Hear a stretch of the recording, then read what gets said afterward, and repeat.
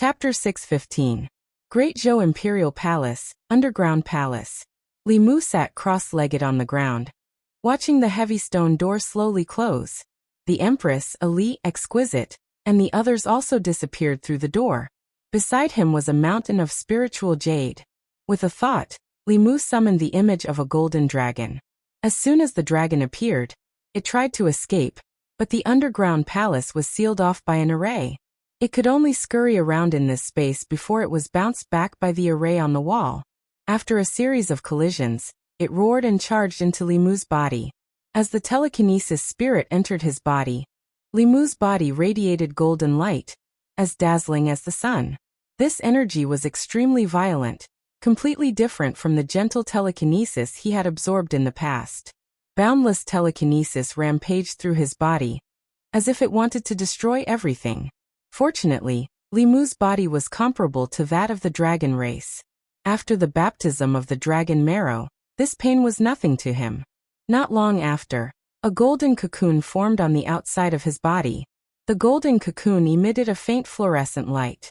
The spiritual jade in the underground palace seemed to be attracted by something. The spiritual qi within slowly dissipated, and was absorbed into the golden cocoon. The underground palace fell into a long silence. 1 month, 2 months, 3 months. Half a year passed in the blink of an eye. In this half a year, the Zhou continent was peaceful. The people of the Great Zhou lived in peace and contentment.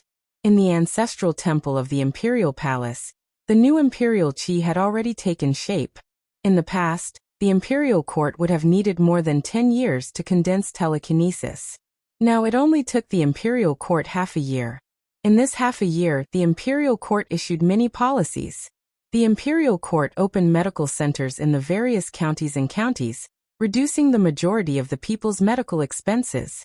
At the same time, welfare homes and shelters were established in the various counties to support the elderly and orphans abandoned by their parents. Some people who lived in poverty and found it difficult to survive were also helped by the imperial court. The introduction of a series of policies benefiting the people made them trust the imperial court more and more. The unity of the people's hearts reached a peak since the founding of the Great Zhou. When the empress had just ascended the throne, there was a saying among the people that if a woman became empress, yin and yang would be reversed, and heaven and earth would be in rebellion. Now the common people could no longer hear such voices. The wise and mighty Her Majesty the Empress and official Li, who wholeheartedly served the people, were in perfect harmony. It was because of this that the people of the Great Zhou's 36 counties could live such good lives today. If anyone dared to criticize this, they would be drowned in the mouths of the people even without the imperial court taking action. Great Zhou Shendu. The citizens of Shendu had not heard from Lord Li for half a year. After disappearing for half a year, the people did not forget about him. Everyone knew that they were living and working in peace now, because there were countless people like Lord Li who were silently working for them in the dark. They did not know the names of these people, nor did they know their identities, but they definitely existed. They used their backbone to prop up the Great Zhou. On the streets of Fairy's capital, Wanwan and Xiaobai each held a stick of candied hawthorn as they followed behind Lu Hanyan and Li Qing. Wanwan licked the icing on the surface and muttered, "Young master has been in seclusion for half a year. When will he come out?" Xiaobai gently took a bite of the hawthorn and said, "Benefactor said that he will only come out in about a year." Wanwan sighed and said, "Then Miss will have to think about him for another half a year." Lu Hanyan turned her head and glanced at her, saying, "I didn't. It was clearly you who was thinking about him." Wanwan said, "Then who was the one who called out young master's name in her dream last night, and even touched and kissed me?" Lu Hanyan glanced at Li Qing beside her and blushed. She quickly covered Wanwan's mouth and transmitted her voice, "That was your dream." Wanwan's mouth was covered by Lu Hanyan. Xiaobai hurriedly continued to eat her candied hawthorn. In her heart, she felt that it was nothing to dream about Benefactor. She also dreamed about Benefactor many times. Sometimes when she slept with Wanwan, she would also think of Wanwan as him. However, she would at most hug and not touch and kiss. Walking on the streets of Shendu, the girls suddenly lost the mood to shop and looked in the direction of the imperial palace at the same time. At this time in Changle Palace, Zhongling was running around barefooted and playing with Cheng Xian. Princess Linglong was sitting where Li Mu was originally sitting. She replaced the empress and focused on reading the memorials. Zhou Yi leaned on the dragon throne, her eyes lost. No one knew what she was thinking. Shang Guanli stood behind her, her eyes also unfocused. Mr. Mei stood behind Zhou Yi on the other side. He was bored and mumbled. It's been half a year. I wonder when Li Mu will come out of seclusion. Without Li Mu, the imperial palace was extremely quiet. In this half a year, the empress and Ali's smiles had decreased. She also felt that everything was boring. The atmosphere in Changle Palace was quiet and cold. Until a certain moment, a powerful aura suddenly appeared and rushed into the sky from underground. At this moment, Zhou Yi looked up. A long-lost smile finally appeared on her face. At the same time, all the people in Chengdu felt their hearts suddenly palpitating. All the cultivators, no matter what they were doing, looked up immediately with shock. What a powerful aura. It seems like someone broke through. It's the aura of a breakthrough. Such a powerful aura.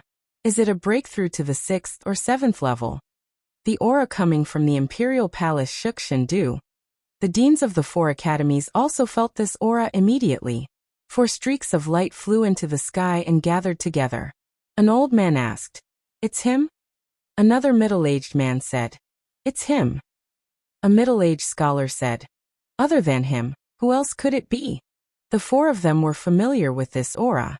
When the Empress refined the Emperor aura and broke through, they had already seen it once. The difference was that this aura was even stronger than the Empress back then. Although most people didn't know, it wasn't a secret to them that the Empress had given the mature Emperor aura in the ancestral temple to Li Mu. As the deans of the 4 academies, one of their responsibilities was to protect the Emperor aura from outsiders. Logically speaking, even if the Empress didn't return the Emperor aura to the Xiao family, she should have passed it to the Great Zhou Ancestral Temple. However, when the Empress gave the Emperor aura to Li Mu, they didn't stop her. Firstly, the Great Zhou was where it was today because of the Empress and Li Mu. This Emperor aura was also nurtured and condensed by them. They had the right to decide what to do with it. Secondly, the Empress's strength had soared in the past 2 years. Even if the deans of the 4 academies worked together, they were still no match for her. Whether it was power or strength, she stood at the peak of the Great Zhou. Although Li Mu was a subject, he was only 1 title away from the Empress. It was indisputable that he had inherited the Emperor aura. The 4 of them looked at each other and flew to the imperial palace to congratulate her. The 4 deans were of noble status. They didn't need to announce their entry to the imperial palace. As soon as they entered Changle Palace, they saw 2 figures hugging each other tightly. In an instant, their expressions became awkward. Although there were some things that everyone was well aware of, it was the first time they had seen it with their own eyes. When Zhou Qiong and Li Mu hugged each other, they were facing the door of the hall. Zhou Qiong raised her head and frowned. The 4 deans' hearts skipped a beat, and they immediately retreated. Not long after, the Empress's voice came from inside the palace. "Come in." The 4 of them walked into Changle Palace again, and saw the Empress sitting majestically on the dragon throne. A young figure stood in the palace. The 4 deans clasped their hands awkwardly and said, "Congratulations, Lord Li. Congratulations, Your Majesty." Chapter 616. In the past, the 4 academies could suppress the imperial power. Now, the 4 deans could only lower their heads before Li Mu and the Empress. The Empress cultivation had reached the peak of transcendence. If she really fought, she wouldn't be weaker than Xianming. 1 strand of Emperor Qi could make a 5th realm cultivator reach the 7th realm. 2 strands of Emperor Qi not only allowed Li Mu to transcendence, but his spiritual power was also far stronger than normal 7th realm cultivators. Now if he met Xianming again, Li Mu could fight her without the sun-shooting bow. The 4 deans were quickly sent away by the Empress. After not seeing each other for half a year, Zhou Yi wanted to find a quiet place to spend some time with Li Mu. However, she also knew that Li Mu didn't belong to her alone. She pretended not to care and said, "They should know that you're out. Go back first." Li Mu transmitted his voice. "Then I'll come find you later." Zhou Yi nodded and said, "I'll wait for you here." The seventh realm's divine telekinesis was enormous. Li Mu's divine telekinesis scanned the area and found several familiar auras on the streets of the divine capital. He formed a seal with one hand and appeared on the streets of the divine capital with just a thought. Master! Savior! Wanwan and Xiaobai saw the figure that they'd been dreaming of for a long time suddenly appear beside them. However, they seemed to remember something and stopped in the air. They stood beside Li Qing and Lu Hanyan. Li Mu stepped forward and hugged them. He said softly, "Sorry for making you wait." A moment later, the family returned to the residence. Wanwan happily wanted to follow Li Mu into the inner courtyard, but Xiaobai grabbed her wrist. Wanwan quickly realized something. She sat down at the stone table in the courtyard and rested her chin on her hands. She mumbled, "Xiaobai, when do you think Master will realize that we've grown up?" Xiaobai giggled and said, "I'm not in a hurry. I'll be Savior's person sooner or later anyway." Wanwan rolled her eyes at him and said, "It's because you're not in a hurry that the other fox got ahead of you. You're such a disgrace to the little fox. You should be more careful in the future." After the wedding, this was the first time Li Mu had been separated from them for so long. Absence makes the heart grow fonder. What happened next was naturally something that Wanwan and Xiaobai had to avoid for the time being. Li Mu had obtained the dual cultivation technique from Ao Qing and the Demonic Path's Heavenly Book. It came in handy this time. His cultivation had already surpassed Lu Hanyan and Li Qing by a lot. The process of dual cultivation did not improve Li Mu's cultivation much, but it was greatly beneficial to them. Dual cultivation was essentially a fusion of yin and yang. If one was stronger and the other was weaker, it would be beneficial to the weaker party. If their strength was similar, both parties would benefit greatly from it. When he and the Empress reached that stage, perhaps the opportunity for them to reach the 8th level would lie in dual cultivation. Although the 8th level was not the end of cultivation, it was far too difficult to reach the 8th level in today's world where spirit qi was so scarce. The path of advancement through normal cultivation had almost been blocked, and there were no shortcuts like Emperor Qi to take. It could be considered the ceiling of all cultivators. Dual cultivation was different from the matter between men and women. They had to guide yin and yang qi to circulate in their bodies at all times, which was extremely taxing on their divine senses. In less than 4 hours, the two women's divine senses were exhausted, and they fell into a deep sleep. Li Mu's divine sense was much stronger than theirs, so he did not feel much fatigue. No wonder Ao Qing had been merciful all those years ago. He majored in dual cultivation. 2 companions could not satisfy him at all, nor could they support his cultivation. After covering them with blankets, Li Mu's figure appeared in Changle Palace not long after. Mr. Mei, Ali Qing Xi and Ling Long, and even Zhong Ling were not here. Only the Empress sat on the dragon throne, absent-mindedly reading a book. The moment Li Mu appeared in the palace, a smile appeared at the corner of her mouth. Li Mu took a step and was already by her side. Holding her slender waist, he bent down and kissed her. This was his first forceful kiss to the Empress. Before Li Mu went into seclusion, other than the Empress taking the initiative to kiss him, Li Mu almost never had the chance to kiss her. The main reason was that she was too strong. Li Mu could be forcefully kissed, but it was impossible for him to forcefully kiss her. Now Li Mu was finally at the same level as her. The situation of women being stronger than men was finally going to change. He had waited for this day for a long time. Zhou Yi immediately understood Li Mu's thoughts. She reached out 2 fingers and pressed them against Li Mu's lips. Snorting, she said, "You think you can suppress me just because you're at the 7th level?" Having been seen through, Li Mu said guiltily, "I didn't mean that." Zhou Yi stood up and said, "Good. I also want to know how much you've improved in the past 6 months." Li Mu rubbed his hands and said eagerly, "That's not good." The strength of the Empress had once caused him to dream that their identities had been reversed. If he could really defeat the Empress, the shameful history of him lying in the Empress's arms in his dreams would completely become a thing of the past. Not long after, in the 9 heavens squall above the divine capital, 2 indistinguishable figures were entangled in the 9 heavens squall. The light of spells blossomed into brilliant fireworks in the sky. However, it was daytime now, so the commoners couldn't detect it. The cultivators with high cultivation in the divine capital could feel the waves of mana coming from above. Some people flew up to investigate curiously, but when they got close to the Nine Heavens squall, they flew back down dejectedly. The Nine Heavens squall above could not only destroy the physical body, but also injure the primordial spirit. It was a forbidden area for cultivators. Those who could fight in the Nine Heavens squall were all elites among elites. Just the aftershocks of a battle of that level could destroy their bodies and souls. First, there was a mysterious elite breaking through. And then there was a battle between top elites in the Nine Heavens squall. This aroused endless suspicion in the hearts of the cultivators in the divine capital. At this moment, above the divine capital on a white cloud, Li Mu was pinned down by the Empress. All his mana was sealed. He could only beg for mercy. Your Majesty, I admit defeat. I admit defeat. Reality proved that after breaking through to the seventh realm, Li Mu was still overconfident. Relying on his many Taoist techniques and rich battle experience, he even dared to fight the 5 patriarchs of the demonic way. Then he was taught a lesson by the Empress.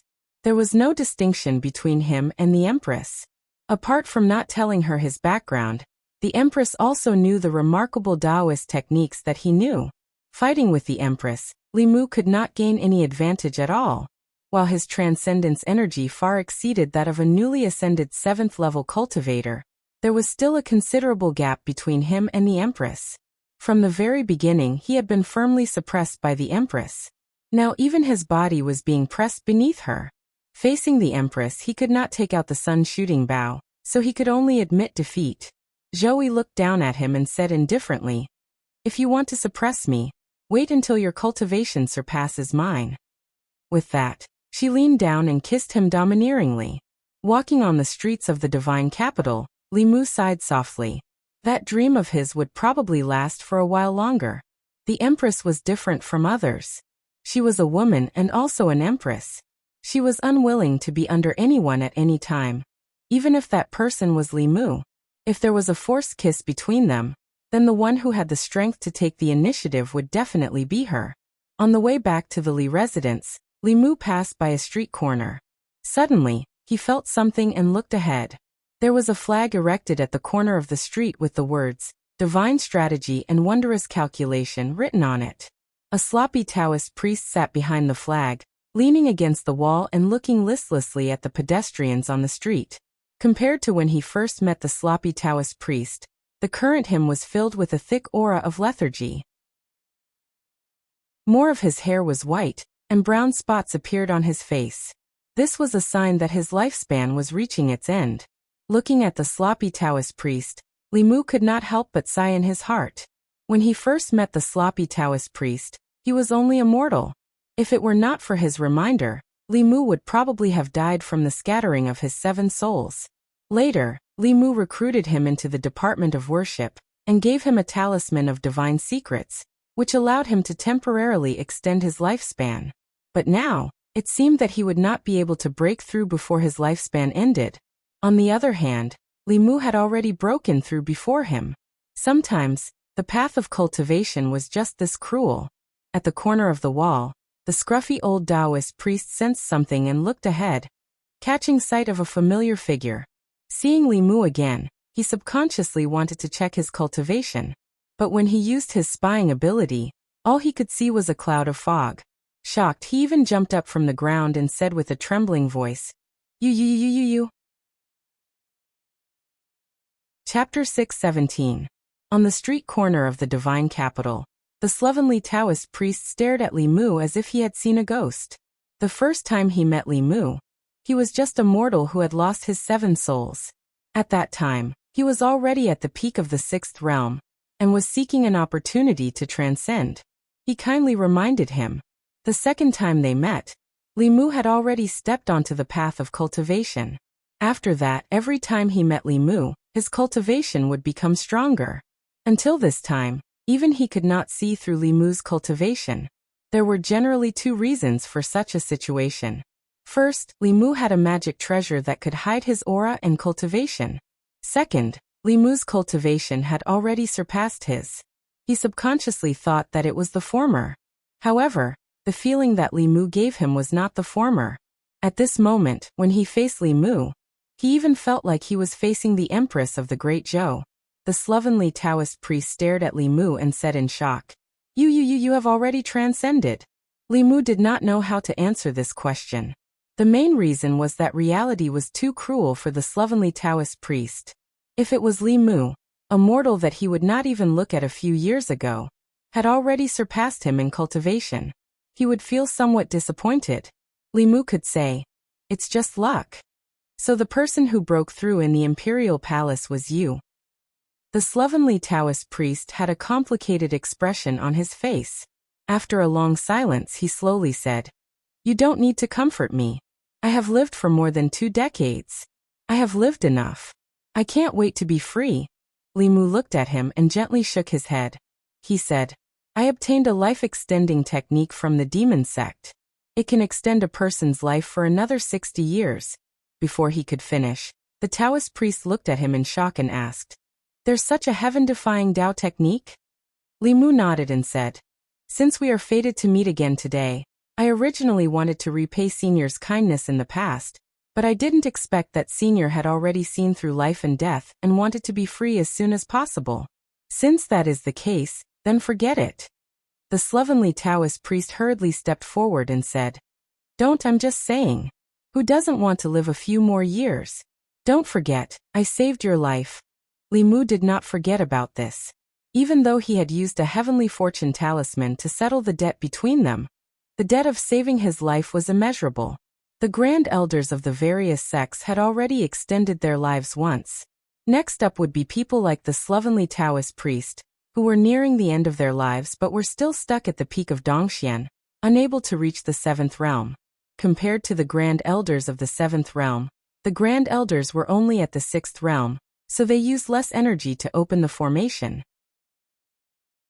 It didn't matter if the slovenly Taoist priest was there or not. Li Mu chuckled. He looked at the slovenly Taoist priest and said, "Go to Mount Baiyun and wait for me there."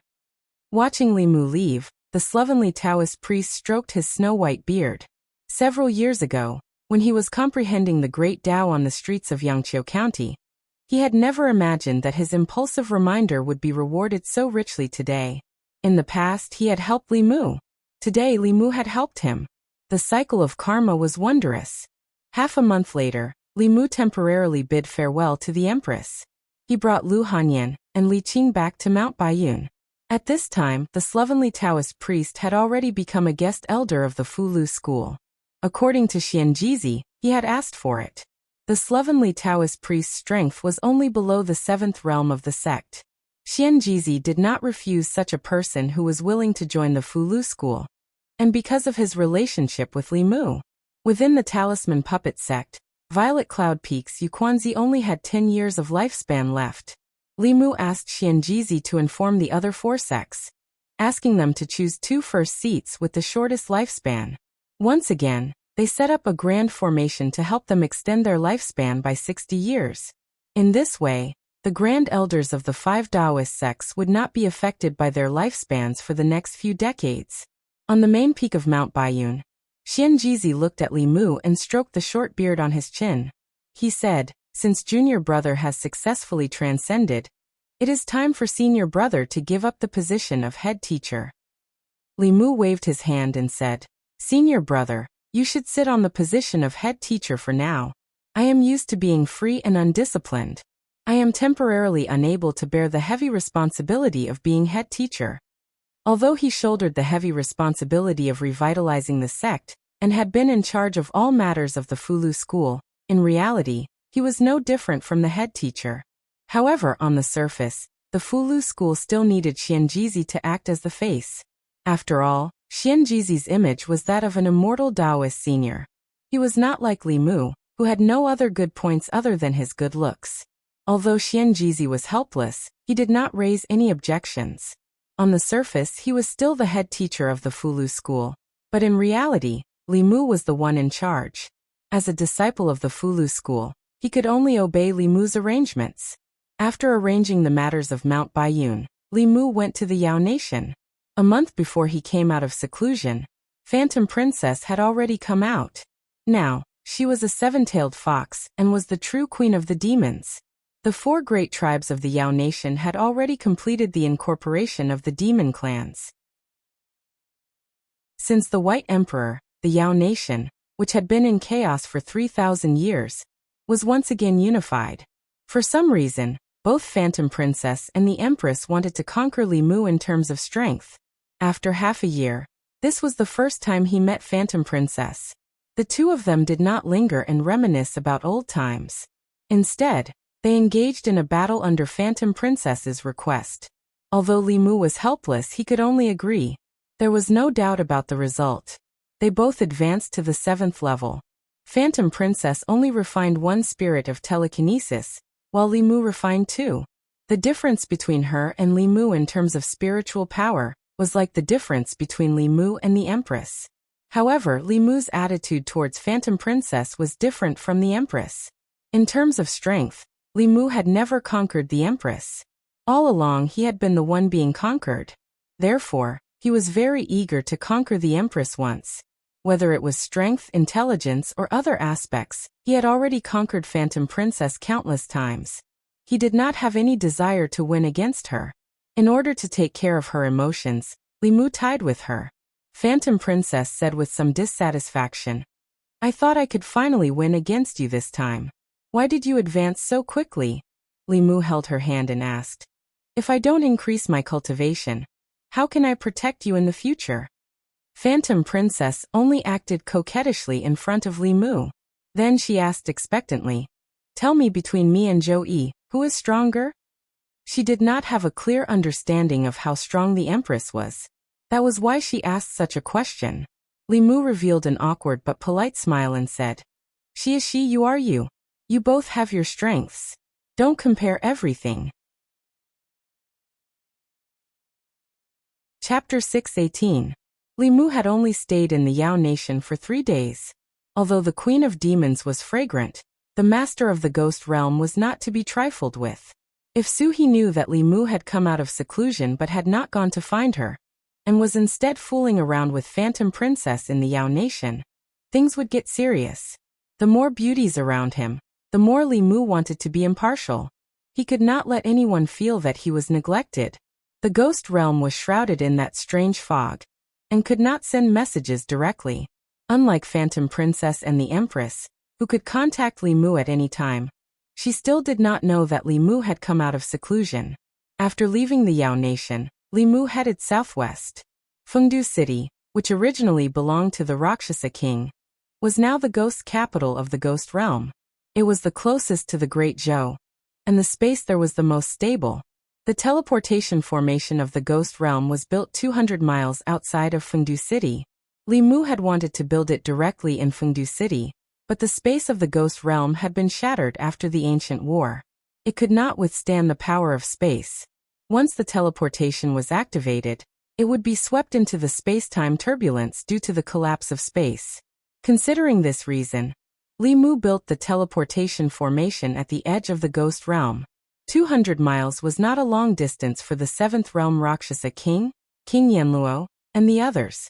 If one of them was in trouble, the Ghost Realm would only be delayed in providing support. Li Mu's current speed could not be compared to half a year ago. Soon the fog-shrouded Ghost Realm appeared in front of him.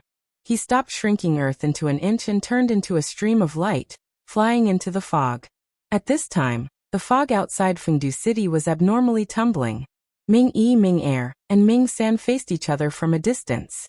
Ming San looked at him and said in a low voice, "We know that you were forced. This time, the 5th ancestor came to save you. Get out of the way." Ming Yi's expression was complicated. If the 5th ancestor came to the Ghost Realm to save him, she would not have abandoned them when she was threatened by Li Mu's bow. Him coming here was nothing more than taking advantage of Li Mu's closed seclusion to obtain the Ghost Domain Heavenly Book. The past half a year in Ghost Realm was completely different from when he was on Ghost Island. When working under the 3rd and 5th Patriarchs, he had to be respectful at all times and carry out all kinds of dangerous missions. But here, the Ghost Lord and Li Mu did not order him around. Although he did not get along well with the Rakshasa King and the other ghosts at first, they became friends as they interacted more often. Every few days, They would get together for a drink. He had never had such a leisurely and comfortable experience before. Although he didn't say a word, he stood in front of Ming Er and Ming San, and didn't retreat. A soul spear condensed in his hand, and he pointed it at the two from afar. Seeing this, Bai Er asked angrily, "Bai Er, have you betrayed Glory Sect?" Ming San's expression also darkened. He said, "Don't talk nonsense with him. Capture him and hand him over to the fifth ancestor." As soon as he finished speaking, the two rushed toward Bai. The Yu and Ming elders' cultivations were about the same, so Bai Er was soon at a disadvantage. At this moment, a cloud of black fog flew over from afar, and Rakshasa King's voice came from the fog. "Old ghost, don't be afraid. I'm here to help you." With Rakshasa King's help, the pressure on Ming Yi decreased, but Yanluo King, Yiksha King, and Azura King were a little flustered. The fifth ancestor of the demonic path came prepared this time. They knew the strength of Fengdu, and there were 6 7th realm cultivators with them, which was one more than them. In a battle of the same level, one more person could determine the outcome of the battle. The sky above Fengdu was covered by a huge black lotus. Suhi used the ghost controlling technique, but it was useless. With her current 6th realm cultivation, she could not participate in such a battle. Ming Yi and the 4 ghost kings were held back, while Xianming and another black-robed man suppressed the ghost servant. Xianming's strength was about the same as the ghost servant's, and the black-robed man's strength was not ordinary either. Even the powerful ghost servant was not a match for the two of them. He was injured several times, and his aura kept weakening. At a certain moment, Xianming whispered to the black-robed man, "You hold him back." As soon as he finished speaking, he left the battle and flew toward Su He, who was standing on the city wall of Fengdu. The ghost servant's expression changed. He wanted to teleport over, but he was stopped by the black-robed man. Xianming had already locked onto Su He's aura. He reached out his pale and slender hand to grab Su He. Just as he was about to touch Su He, a fist appeared from the void. Boom! The fist and palm collided, and a huge wave of dermic power swept out. It was absorbed by the array on the city wall, but the ground outside the city caved in. A man's figure appeared in front of the woman on the city wall. Xianming's expression changed slightly. The dermic power in this fist was not weaker than hers. Moreover, from the fist just now, she felt that the opponent's physical body was not weaker than hers. Other than corpse cultivators and dragons, she had never met anyone with such a strong physical body. After seeing the person's face clearly, Xianming's expression changed drastically. She retreated quickly, but the person followed closely behind her like a shadow. Li Mu was in seclusion to refine the emperor's qi. This was not a secret in the sage sect. However, Xianming did not expect that he would succeed so quickly. With a level 7 cultivation and that terrifying sun-shooting bow, she was no longer Li Mu's opponent. Facing Li Mu's close approach, her fingernails grew rapidly. Like 10 sharp swords, they stabbed toward Li Mu. For corpse cultivators, the most powerful thing was always their bodies. Xianming wanted to fight hand-to-hand, but Li Mu did not use any supernatural powers. Golden light flashed on his body. Golden light radiated from his arm and met Xianming's fingernails. Then a string of fire burst out in the void. Both of them retreated hundreds of feet. This attack was evenly matched. Li Mu let out a long breath. From now on, the history of him being suppressed by Xianming was gone. He did not take out the sun-shooting bow. With the sky-breaking spear in hand, he disappeared instantly. At the same time, a long sword appeared in Xianming's hand. She stabbed forward without any hesitation. Cold light flashed in the void. The tip of the sword and the spear collided. The aftershock spread out, and even affected the other people's battle. Whether it was Luosha King and the other cultivators of the demonic path, they all stopped fighting at the same time. They stood on two sides with clear lines of shock in their eyes. Ming Er and Ming San did not expect that Li Mu, who had to run away from them not long ago, could actually be on par with the 5 forefathers. Luosha King and the others were even more shocked. More than half a year ago, Li Mu still had to rely on that terrifying bow to force the woman in white to retreat. However, in just half a year, he was able to fight the woman in white head-on without using that bow. Such speed of growth was truly shocking. In an instant, these two figures became the focus of everyone's eyes. Obviously, the outcome of this battle would determine the outcome of the two forces. Everyone in the field had a tacit understanding not to interfere. Li Mu felt a huge force coming from the tip of the spear. His body was bounced back again.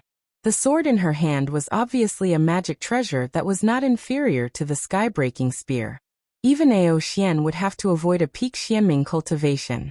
Li Mu did not underestimate his opponent. He used the demon-slaying protection incantation, and summoning wind and rain at the same time. In an instant, the space where Xianming was filled with wind and lightning. The rain was mixed with wind and lightning, and it swept towards her. The power of a past magic power executed by a level 7 cultivator was naturally extraordinary. Ming Er, Luo King, and the others looked at the area from afar and shuddered. This was a magic power that could seriously injure, or even kill a level 7 cultivator. In the face of this magic power that even a level 7 cultivator would find difficult to resist, a wave of heat surged out of Xuanming's body. The wave of heat swept over, and the rain that fell on her evaporated instantly. The dark clouds above were also affected and dispersed. The wind that blew on her body could only make her hair flutter. Wherever the wave of heat passed, the wandering souls in the surroundings also disappeared instantly. The Azura King and the others who were watching the battle from afar were forced back into Fengdu City. White light flashed outside Li Mu's body. It formed a spherical shield that protected his body. Although this wave of heat could not hurt his body, Li Mu's clothes could not withstand it. If he was not careful, he would be naked with everyone present. In the two short exchanges, neither Li Mu nor Xianming had the upper hand. In a fight between cultivators of the same level, especially those at the peak of their cultivation, it was hard to determine the winner in a short time. There was almost no magic power that could be executed by a level 7 cultivator that could end a cultivator of the same level in an instant. The terrifying thing about the sun shooting bow was its instantaneous explosive damage. No magic or Dao technique could achieve that. Li Mu and Xianming were hundreds of feet away from each other. They did not attack again. Both of them knew very well that under normal circumstances, neither of them could do anything to the other. They could only keep exhausting each other and gamble on who would be the first to die. Of course, this was only under normal circumstances. When Li Mu extended his hand and retrieved the sky-piercing spear, Xuanming's expression changed drastically. He waved his sleeves and swept up the few demon Dao cultivators beside him. His figure gradually faded. "Freeze!" At this moment, Li Mu said softly. His fading figure paused for a moment, and then disappeared. But beside him, there were two figures who were left behind. Ming Er and Ming San stood in place stunned. The Azura King Yanluo King, Rakshasa King, Yiksha King Gui Yi, and the ghost servant slowly looked at them. Chapter 619. I'll leave these two to you. Senior Ghost Servant, follow me. After handing Nightmare 2 and Nightmare 3 to Luosha King and the rest, Li Mu waved his sleeves. His and the ghost servant's figures gradually faded and disappeared. Above the West Sea, a white line rapidly headed south.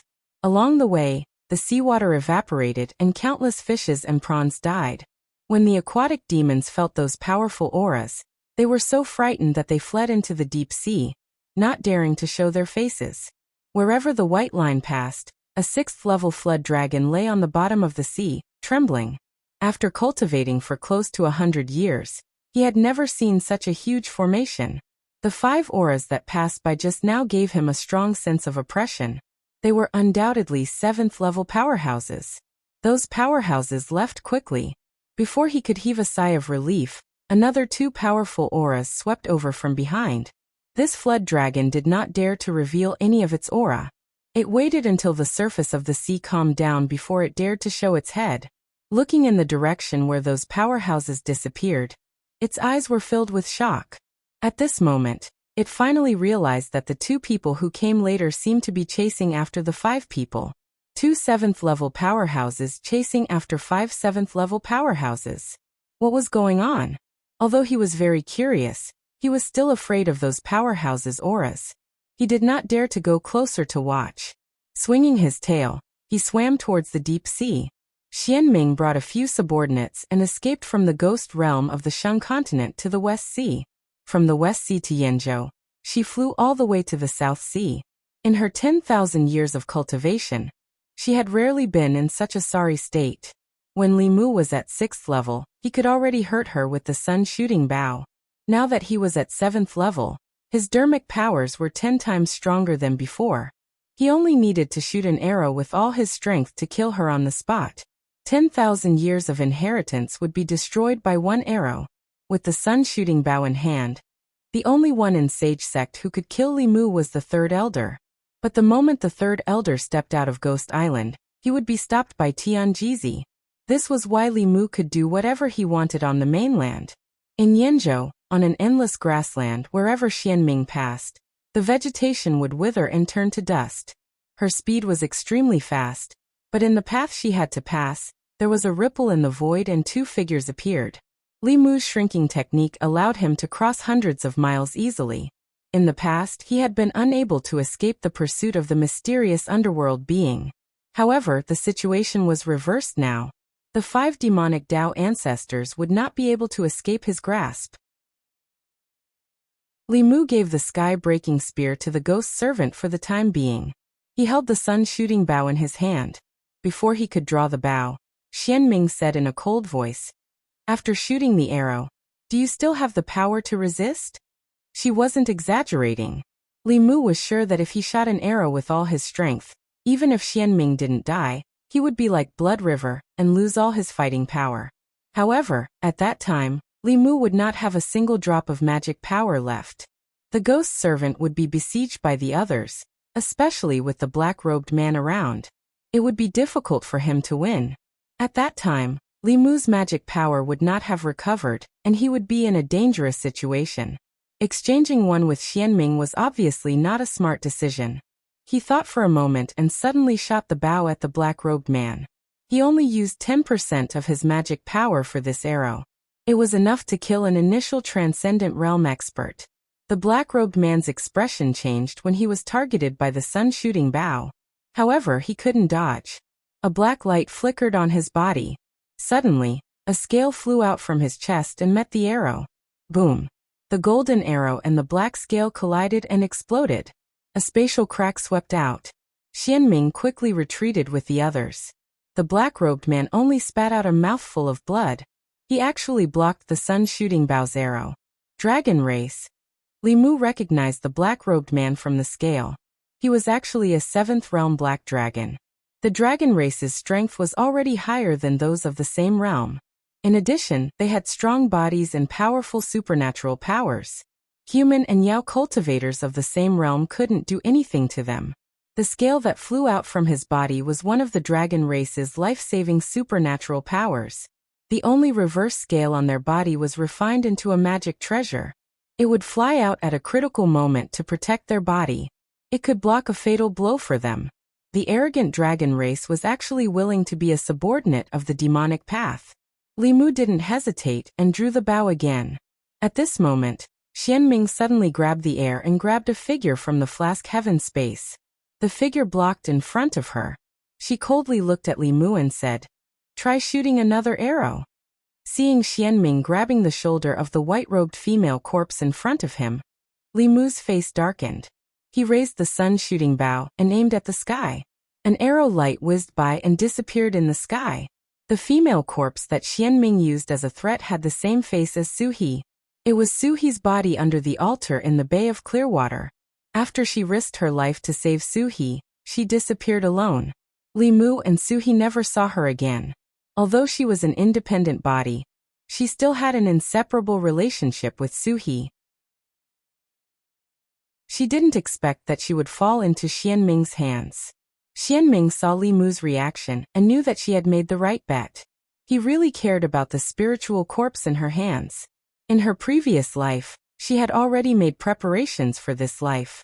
She had set up altars in countless places to cultivate spirit corpses that would accept her memory inheritance.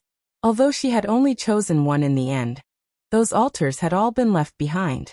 To cultivate the spiritual corpses that were compatible with her, she had sealed a drop of her essence blood in each altar.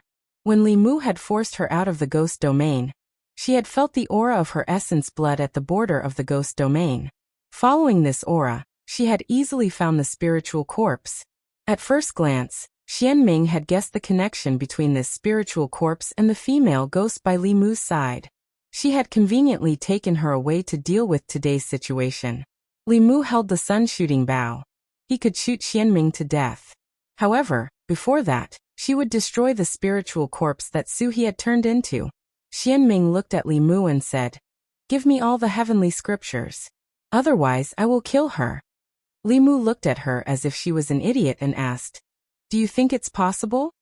Xianming frowned and said, "Give me back the heavenly scriptures you stole from the holy sect." Li Mu shook his head and said, "You can't threaten me." Xianming's sharp fingernails scratched Su He's spiritual corpse's neck, leaving some shallow marks. She said, "Then you should collect her corpse." Li Mu wasn't moved. With an indifferent face he said, "You can do whatever you want. You kill her, and I will kill you. It's revenge for her." Xianming frowned. "You don't want to save her?"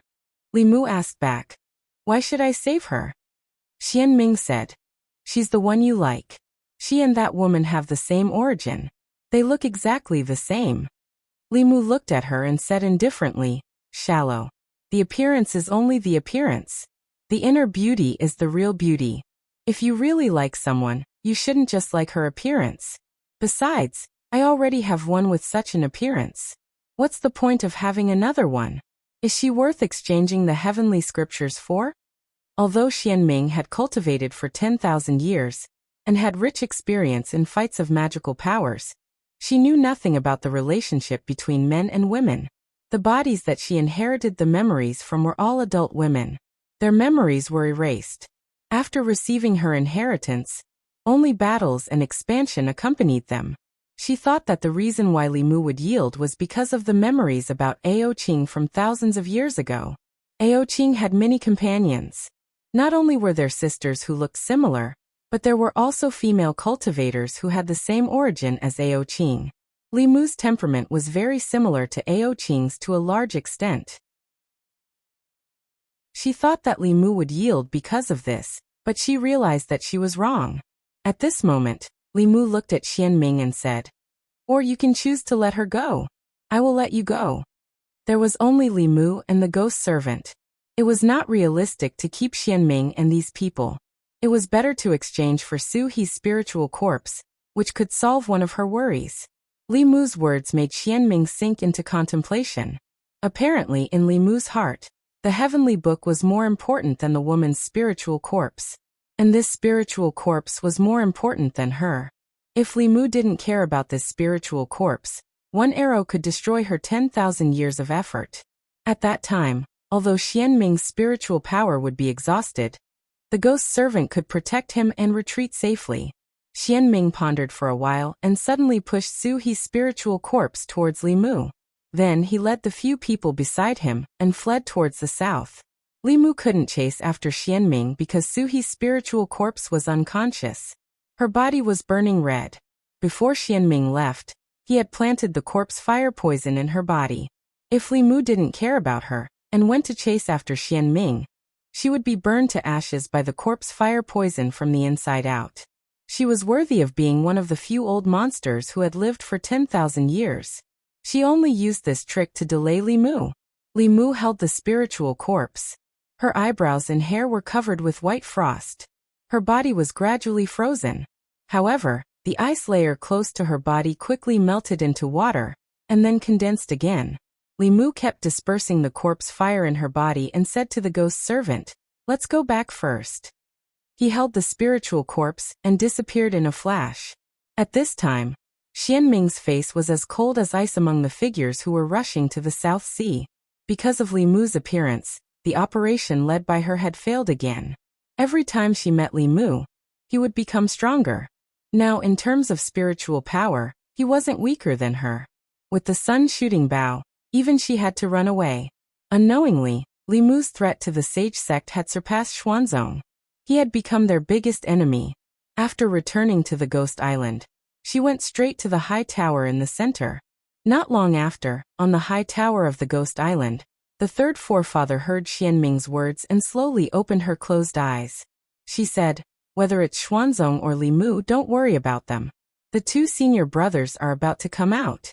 You should also immediately go into seclusion to increase your cultivation. The curtain is about to open."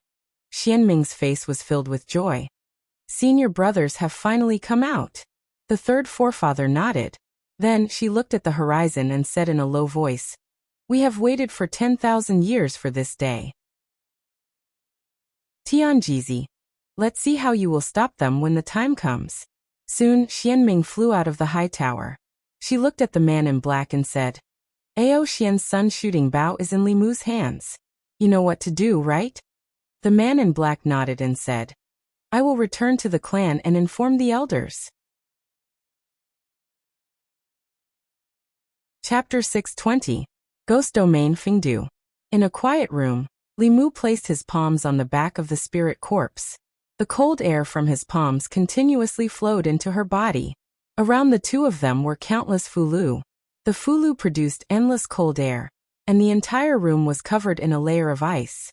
The poison of Xianming's corpse fire was extremely overbearing. Li Mu spent several hours to help her get rid of it. When the last trace of fire poison was removed, the spirit corpse's eyes suddenly opened. Feeling that there was someone behind her, she seemed to have recalled something. Her face quickly became alert. Her body suddenly turned, and the two sharp teeth at the corner of her mouth shone with cold light. She bit towards Li Mu's neck. Li Mu reached out and pinched her mouth in time, saying, "Don't bite, it's me." When she saw Li Mu, the spirit corpse's expression froze. Her alert expression gradually disappeared. Her rapidly growing nails also retracted. She began to look around with a confused gaze, until she saw Suhi standing at the door of the quiet room. A trace of joy naturally appeared on her face. Li Mu stood up, clapped his hands, and left the quiet room. He said to Suhi, "You talked to her." Since the day the spirit corpse was born, she had been in the underground altar. It had only been a few years since she came out. Her intelligence was about the same as a child's. Perhaps only Suhi could communicate with her without hindrance. Li Mu came outside.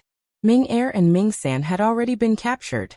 Although they were hooting loudly just now, they were now like ostriches with their heads lowered. Before Li Mu came back, Ming Yi had already persuaded them.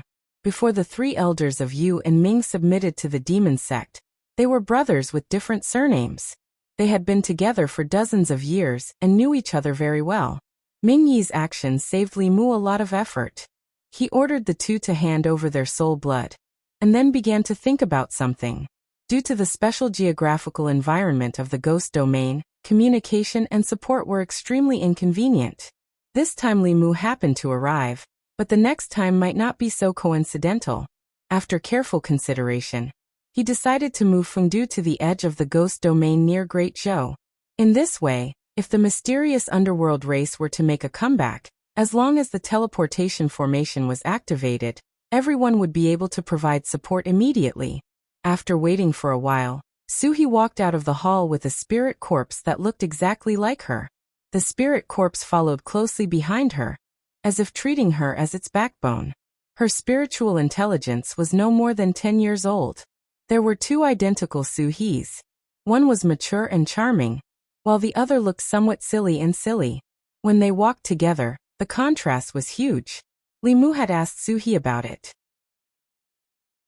After they parted, the spirit corpse had instinctively come to the ghost realm, found a place rich in yin qi, and began to cultivate. After that, she was captured by Xianming and locked in a narrow space. When she appeared again, she was already a hostage. At first, Li Mu couldn't figure out how Xianming could find her so accurately. Later, he thought that the altar under the Bay of Clear Water was too strange. It must have been the work of the demon sect. Thinking about the content recorded in the heavenly book, Li Mu was almost certain that this was the altar that Xianming had prepared to refine the host. By a freak combination of factors, it became the spirit corpse that Suhi's body. He looked at the spirit corpse that was standing closely behind Suhi and said to Suhi, "Since she's following you now, you should give her a convenient name. You're Suhi, how about calling her Su Miao?" Suhi rolled her eyes and said, "What kind of name is that?" Li Mu said, You're he, she's meow. You two are originally one. I think it's quite suitable. Before Su-He could respond, the spirit corpse behind her murmured, Su Miao my name? Under Li Mu's hasty decision, Su Miao became her name. She had a natural closeness to Su-He, like she was her younger sister. Li Mu thought that he had a twin sister-in-law that wasn't very smart. Thinking about what happened just now, he said to Su-He, There's something I need to discuss with you. I want to move Fengdu to the edge of the ghost domain. This way, it'll be easier to send messages and support in the future. The enclosed environment of the ghost domain was indeed a big drawback. Su-He nodded and said, You decide. 3 days later, the gates of Fengdu were tightly shut. All the ghost citizens were urgently summoned back to the city. They stayed in their own residences, and were not allowed to go out. According to the guards of the Ghost Lord's mansion, Fengdu was going to be moved. They couldn't figure out how to move such a big Fengdu. Just as they were wondering, the ground under their feet suddenly shook at noon. Even though the ghosts in the city were extremely curious, they had already received orders and couldn't go out to investigate. Fengdu was shaking nonstop. If one looked from outside the city, the entire Fengdu had been uprooted from the ground and was floating 1,000 feet high. A giant bell enveloped the city, and there were several formations carved into the city. Within each formation there was a figure sitting inside. Li Mu sat cross-legged in the largest array. For the relocation of Fengdu, he had captured all the 7th realm experts of the ghost domain. The 4 ghost kings, the 3 elders of Yu and Ming, the ghost servants, and Li Mu, 9 7th realm experts, worked together to cast spells and easily uprooted Fengdu. Under the protection of the Dao Bell, they slowly moved towards the east. The space of the ghost domain wasn't stable, so Fengdu couldn't move too quickly. The 9 people used 7 days to move Fengdu to the new location. Li Mu had already ordered the 6th realm ghost cultivators under Su-He to empty the mountains there and create a plane to place Fengdu. Then he also moved the transportation array over. Now even if the 3 patriarchs of the demon sect came personally, the ghost domain would be safe. After everything was settled, Li Mu summoned the 3 elders of Yu and Ming. Greetings, Lord. After being persuaded by Ming Yi for a few days, Ming Er and Ming San were much more well-behaved. After entering the hall, they respectfully bowed to Li Mu. After all, their lives were in his hands, so they had to be respectful. Li Mu crossed his arms and looked down at Ming Er and Ming San. He said, Tell me everything you know about the demon sect. All along, the demon sect had been powerful and mysterious in everyone's eyes. Until now, Li Mu didn't know much about the demon sect. Only by knowing yourself and your enemy could you win every battle. The enmity between him, Xianming, and the demon sect couldn't be resolved. The more information he knew, the more advantageous it would be for him. Ming Er looked up at Li Mu and said, The sage sect. Ahem. Ming Yi coughed loudly. Ming Er immediately changed his words. The demon sect's influence is spread across the 10 continents. What I know is only the Zhu continent. At Li Mu's request, Ming Er and Ming San told him everything they knew. During this time, the 3rd elder had entrusted them with important tasks, so they knew more than Ming Yi. After hearing everything, Li Mu's heart sank. The demon sect had 3 headquarters on the mainland. The ghost island in the depths of the South Sea was controlled by the 3rd elder, who was at the 8th realm. The other 2 headquarters of the demon sect were in Yenzhou and Juku. Everyone knew that there were 10 continents in the world, as well as the 3 islands that only existed in legends.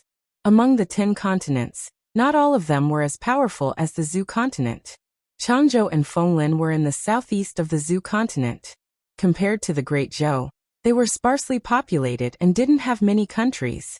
Yingzhou was full of poisonous miasma and wasn't suitable for human habitation. Xianzhou and Yuan were in the extreme north, so they were even more desolate. The remaining Juku, Lu Zhu continent, Shang, and Yenzhou were all large continents with large populations. They were also places where the demon sect had been active for the past 10,000 years. Among them, the demon sect's 2nd elder was in charge of Yenzhou. The demon sect's 1st elder was in Juku. The ghost island was more powerful than all the Taoist sects combined. The demon sect had 2 headquarters like the ghost island. This wasn't good news. The only thing that comforted Li Mu was that the demon sex ancestors weren't ranked based on who was more powerful. Perhaps in ancient times, they were ranked based on strength. However, after so many generations, they would encounter all kinds of unexpected factors, causing them to be reborn at different times. This time, the third elder was the first to be reborn. He was also the strongest among the ancestors. The demon sex first elder and second elder hadn't reached the 8th realm yet. This could be considered good news, but it wasn't entirely so. Combining the fragmented memories of Blood River and the words of the 3 elders of Yu and Ming, Li Mu knew that the demon sect's current strength might be at its peak in the past 10,000 years.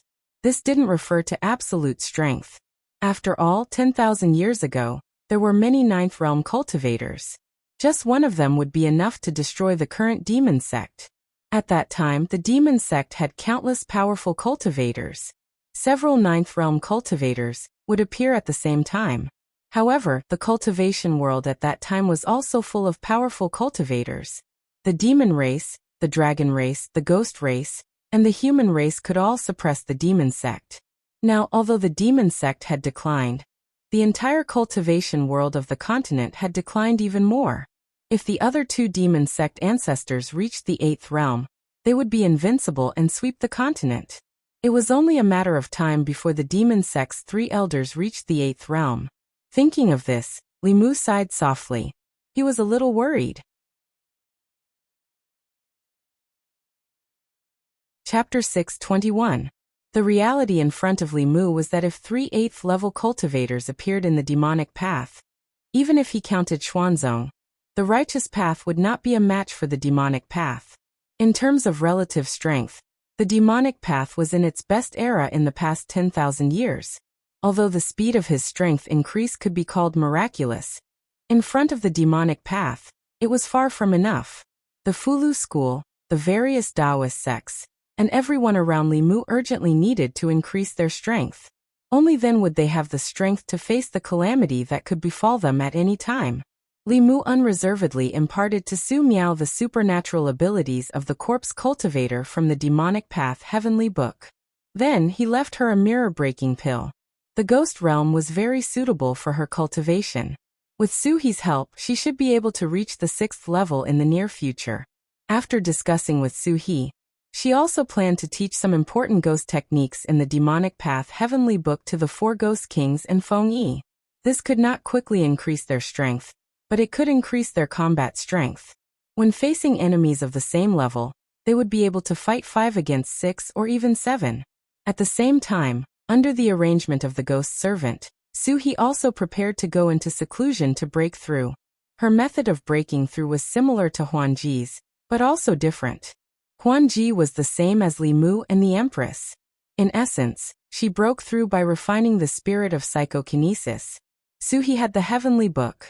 She was the master of the countless ghosts in the ghost realm. Through the demonic path heavenly book, she could borrow the power of the billions of souls in the ghost realm to break through.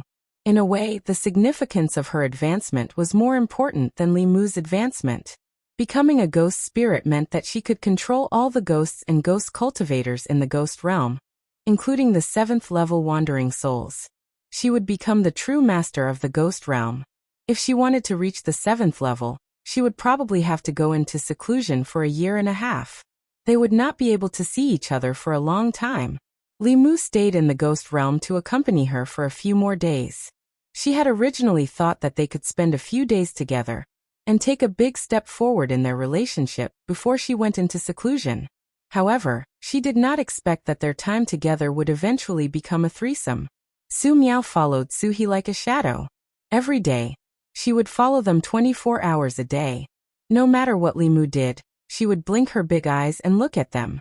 A few days later, Li Mu finally couldn't take it anymore. He looked at her and said, "Meow meow, can you go play by yourself and leave me and your sister alone for a while?" Hearing Li Mu's words, she immediately grabbed Su He's arm and glared at Li Mu, baring her 2 sharp teeth at him. Li Mu was naturally not afraid of her. He pinched her mouth and said fiercely, "If you dare to bite me, I will pull out your teeth." Su Miao obviously knew that Li Mu was not someone she could afford to provoke. She immediately hid behind Su He, but she still stared at him with a pair of big eyes. Li Mu couldn't argue with her. He could only take her everywhere with Suhi. However, he couldn't help but think that if the two of them slept together in the future, she must accompany them. This was too exciting. Li Mu was not Ao Qing and had never experienced this kind of happiness. In the end, Li Mu still didn't have time to do anything with Suhi and left the ghost realm alone. The reason why he left earlier than planned was that he had just received a sound transmission from Xianjizi that Fu Daozi had come out of seclusion. After he came out of seclusion, Fulu School had another transcendent powerhouse. Fu Daozi's breakthrough was definitely not as simple as the addition of the super powerhouses of Fulu School. Whether it was Xianjizi, Yuzhenzi Fulu School, other 7th realm powerhouses of the 6th sex, Li Mu, the Empress or Phantom Princess, their breakthroughs were all with the help of external forces, not relying on their own cultivation. However, Fu Daozi was different. He was obsessed with studying the Fulu Dao. After Li Mu cracked the heavenly book of Fulu School, he went into seclusion for several years and finally comprehended the Fulu Dao and successfully broke through. This was the true transcendent. Even if he had just broken through, his strength was far from what other powerhouses who had advanced for many years could compare to. Bayun Mountain. A stream of light flew in from outside the mountain and landed on the main peak. Li Mu quickly walked into the central Taoist palace and cupped his fists to a radiant old man. He smiled and said, "Congratulations, master." Fu Daozi looked at Li Mu and laughed. Then he patted him on the shoulder and said, "The most worthwhile thing in my life is to have a disciple like you." Then his tone changed and his face darkened. He said, "I already know what happened in the past few years. Xuanzong bullied Fulu School because it was weak. I will avenge you. Come with me to the East Sea and I will seek justice for you." As he spoke, his body naturally emitted a fierce aura. In the main hall, except for Li Mu, even the other 2 supreme elders and Xianjizi felt the pressure double and couldn't help but take 2 steps back. As expected of a transcendent powerhouse who had advanced on his own, Li Mu estimated that Fu Daozi's strength was already above the 7th realm Black Dragon of the Demon Sect. He was only slightly weaker than Xianming and the Empress. In the entire Xuanzong, only Tianjizi's strength was above him. However, the gap between their realms was like a heavenly punishment that couldn't be overcome. Li Mu smiled and said, "Master, don't be angry. The grudge with Xuanzong will be settled sooner or later, but not now. Now that the demon sect is closing in step by step, these grudges should be put aside." Fu Daozi slowly withdrew his aura and said, "Disciple, you know the big picture. Xuanzong will remember this debt for the time being." At this time, 2 figures walked in from outside the hall. Lu Hanyan and Li Qing walked to Fu Daozi's side and said respectfully, "Greetings, Martial Granduncle." Li Mu introduced them to him. "This is Hanyan. Master, you have seen her before. This is Qing. They are both my wives." "Both of them?" Fu Daozi was stunned, and then he glanced at Li Mu with a meaningful gaze and said, "Since they are my disciples' wives, then there's no need to call me Martial Granduncle. If both of you are willing, then you can become my disciples. In this way, both of you will be of the same generation, and it would prevent others from gossiping." Both of them were stunned, and then they looked at Xianjizi and Yuzhen at the same time. If they became Fu Daozi's disciples, then their former master would become their senior brother and senior sister. Lu Hanyan and Li Qing didn't know if they should agree or not.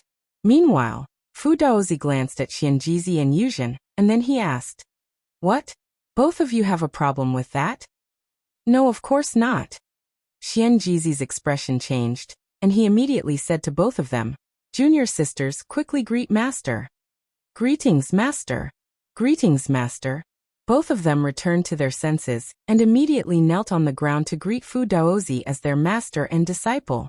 When he walked out of the Dao Palace on the main peak, Li Mu was in an extremely happy mood. "Master is really considerate. My relationship with Lu Hanyan and Li Qing is really a bit messy. Martial uncle and 2 beautiful martial nieces have become Dao companions, and those who don't know the truth would think that I'm some improper senior. Senior brothers and junior sisters were a match made in heaven, and this was a common practice in the various large sections. So no one would be able to gossip about them in the future." The news that Grand Supreme Elder Fu Daozi, had ascended to the 7th realm, and had accepted Elder Lu and Elder Li as his disciples quickly spread throughout White Cloud Mountain. With the addition of another expert to the sect, all the elders and disciples of the various peaks were greatly excited. At the same time, Elder Lu and Elder Li, who were originally 3rd-generation disciples, had become 2nd-generation disciples, and this caused quite a bit of heated discussion in the sect. Such a thing was impossible in the past. Obviously, the reason why they could have such privileges was because of martial uncle Ling Jizi. The resources that the 2nd-generation disciples could enjoy and their status in the sect were far from what the 3rd and 4th-generation disciples could compare to. Through this matter, the group of low-level disciples seemed to have found a shortcut to cultivation. If they could become martial uncle Ling Jizi's Dao companions, wouldn't they be able to become 2nd-generation disciples and not have to worry about their cultivation in the future? Therefore, in the next few days, the male disciples of Fulu School were surprised to find that some of the female disciples in the sect had changed from their usual plain and simple appearance. They were all dressed up gorgeously, and their clothes were also extremely gorgeous. They were flying around aimlessly between the various peaks. Li Mu was completely unaware of this. He was in seclusion on White Cloud Mountain to comprehend a divine ability. At a certain moment, Li Mu, who was in seclusion, suddenly opened his eyes. At the same time, dark clouds gathered in the sky above White Cloud Mountain. Then a rolling voice came from the clouds. Li Mu, you brat, return the treasure of my dragon clan. Chapter 622. Dark clouds covered the sky above White Cloud Mountain. Lightning snakes danced in the clouds, and a few black shadows could be vaguely seen shuttling back and forth. Li Mu left the cave abode and flew into the sky as soon as he heard the voice. At the same time, several figures also rose into the sky from the various peaks. Fu Daozi looked angry and shouted, "Who are you? How dare you behave atrociously in my White Cloud Mountain?" As his voice fell, a sound wave spread out. Wherever the sound wave passed, the dark clouds in the sky dissipated, and 3 black dragons that were hundreds of feet long appeared. The 3 black dragons hovered above White Cloud Mountain, emitting a strong pressure. The low-level disciples of the ancestral court were in an uproar when they saw this. What are those things in the sky? Deer horns, snake body, eagle claws, fish tail. Oh my god, they're dragons. What are the dragons doing here? They seem to be looking for trouble with our White Cloud Mountain. In the sky, the 3 black dragons flashed with black light and turned into 3 black-robed figures. The 3 of them had dragon horns on their foreheads. 2 of them had old faces and white hair. The last one was the black dragon that Li Mu had seen before. He was Xianming's subordinate. An elder from the dragon clan widened his eyes and asked, "Who is Li Mu?" Li Mu's figure floated to the front and asked indifferently, "Why are you looking for me?" The old dragon said coldly, "Hand over my ancestor Ao Xian's sun-shooting bow." These 3 black dragons were indeed here for the sun-shooting bow. Ao Xian had accidentally obtained the sun-shooting bow back then. Before Ao Xian died, he did not pass it to the Black Dragon clan. Instead, it was buried with his corpse in the underwater cave abode. From this point of view, it seemed reasonable for the Black Dragon clan to come and ask for the sun-shooting bow. However, the truth was that the sun-shooting bow was not created by Ao Xian. He had also obtained it by chance. It was like a heavenly book that could only be obtained by those with strength and opportunity. There was no reason for these dragons to come and ask for it today. Moreover, how could Li Mu hand over such a powerful treasure to others? If this treasure fell into the hands of the demon sect, they would be able to unify the 10 continents with the help of the sun-shooting bow before the other 2 ancestors of the demon sect could ascend. When facing the threat of the demon sect, Li Mu relied on this treasure the most. He glanced at the old dragon and said, "Don't think I don't know that the sun-shooting bow doesn't belong to you dragons." Ao Feng breathed out 2 streams of hot air from his nostrils. The dragon clan had always snatched the treasures they wanted. This time, someone else had snatched the treasures that used to belong to the dragon clan. He couldn't stand it anymore. He looked at Li Mu and asked coldly, "You mean you don't want to return it?" As soon as he finished speaking, he gritted his teeth and said, "Ao, you take him back." A black light flashed in front of Li Mu, and the figure of another dragon clan elder suddenly appeared. He stretched out a dragon claw and grabbed Li Mu's neck. The dragon clan was the strongest clan in the world. Even a newborn dragon had the strength of a human at the fourth realm. With the dragon clan's strong physical body and special abilities, they could often suppress human or demon experts of the same level. This old dragon was extremely fast. When he appeared beside Li Mu, no one could react in time. If he could capture Li Mu in one move, and bring him back to the Dragon Palace to interrogate him slowly, with the speed of the Dragon Clan, no one present would be able to stop him. However, just as his dragon claw was about to touch Li Mu's neck, a white fist met it. Seeing that Li Mu had overestimated himself, a cold smile appeared on Aoyu's lips.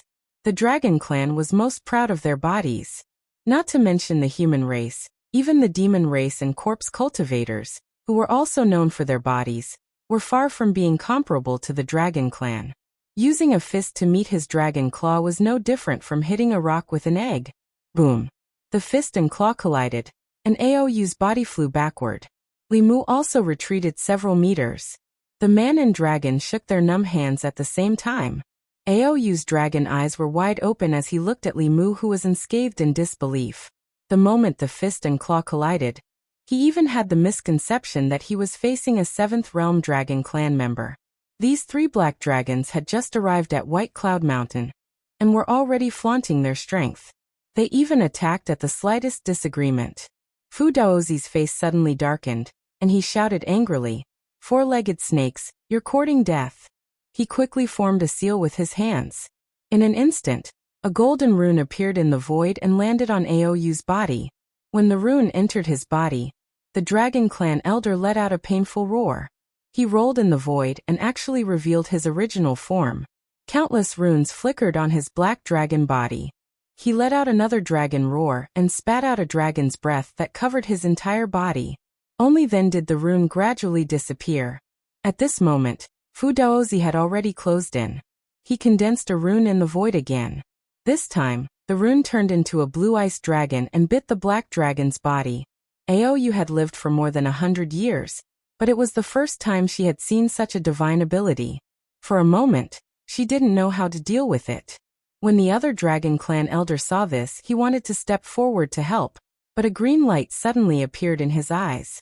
He stretched out his arms that were covered in black scales and blocked in a panic. He was pushed back 300 meters.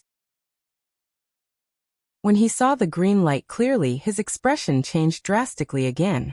He said in shock, "Sky-splitting spear, damn it, you even stole the Dragon King's weapon." After he recovered from his shock, 2 enormous hammers appeared in his hands, and he smashed them fiercely at Li Mu. Li Mu raised his spear to block, but both of them were blasted flying. The strength of these 2 old dragons was extraordinary, and they were obviously stronger than most of the 7th level experts that Li Mu had seen.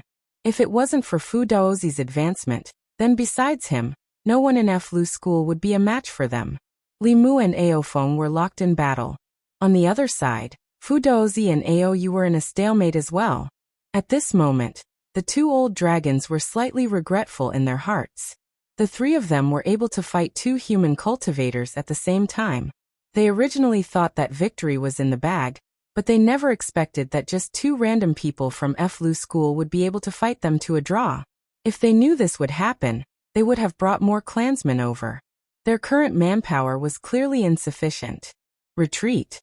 When he noticed that he'd started to fall into a disadvantageous position in the battle against Li Mu, Aofeng roared decisively, and then fled towards the horizon. When Aoyu heard this, she broke free from Fu Daozi's grasp and fled quickly like a black bolt of lightning. As for the black dragon under Xian Ming, it had already fled as soon as Aofeng's voice fell. The 3 dragons came quickly and left even faster. Only the disciples of F-Lu School on the mountain were left looking at each other in dismay. Are they really dragons? The dragons don't seem to be as powerful as the legends say. Dull and tasteless.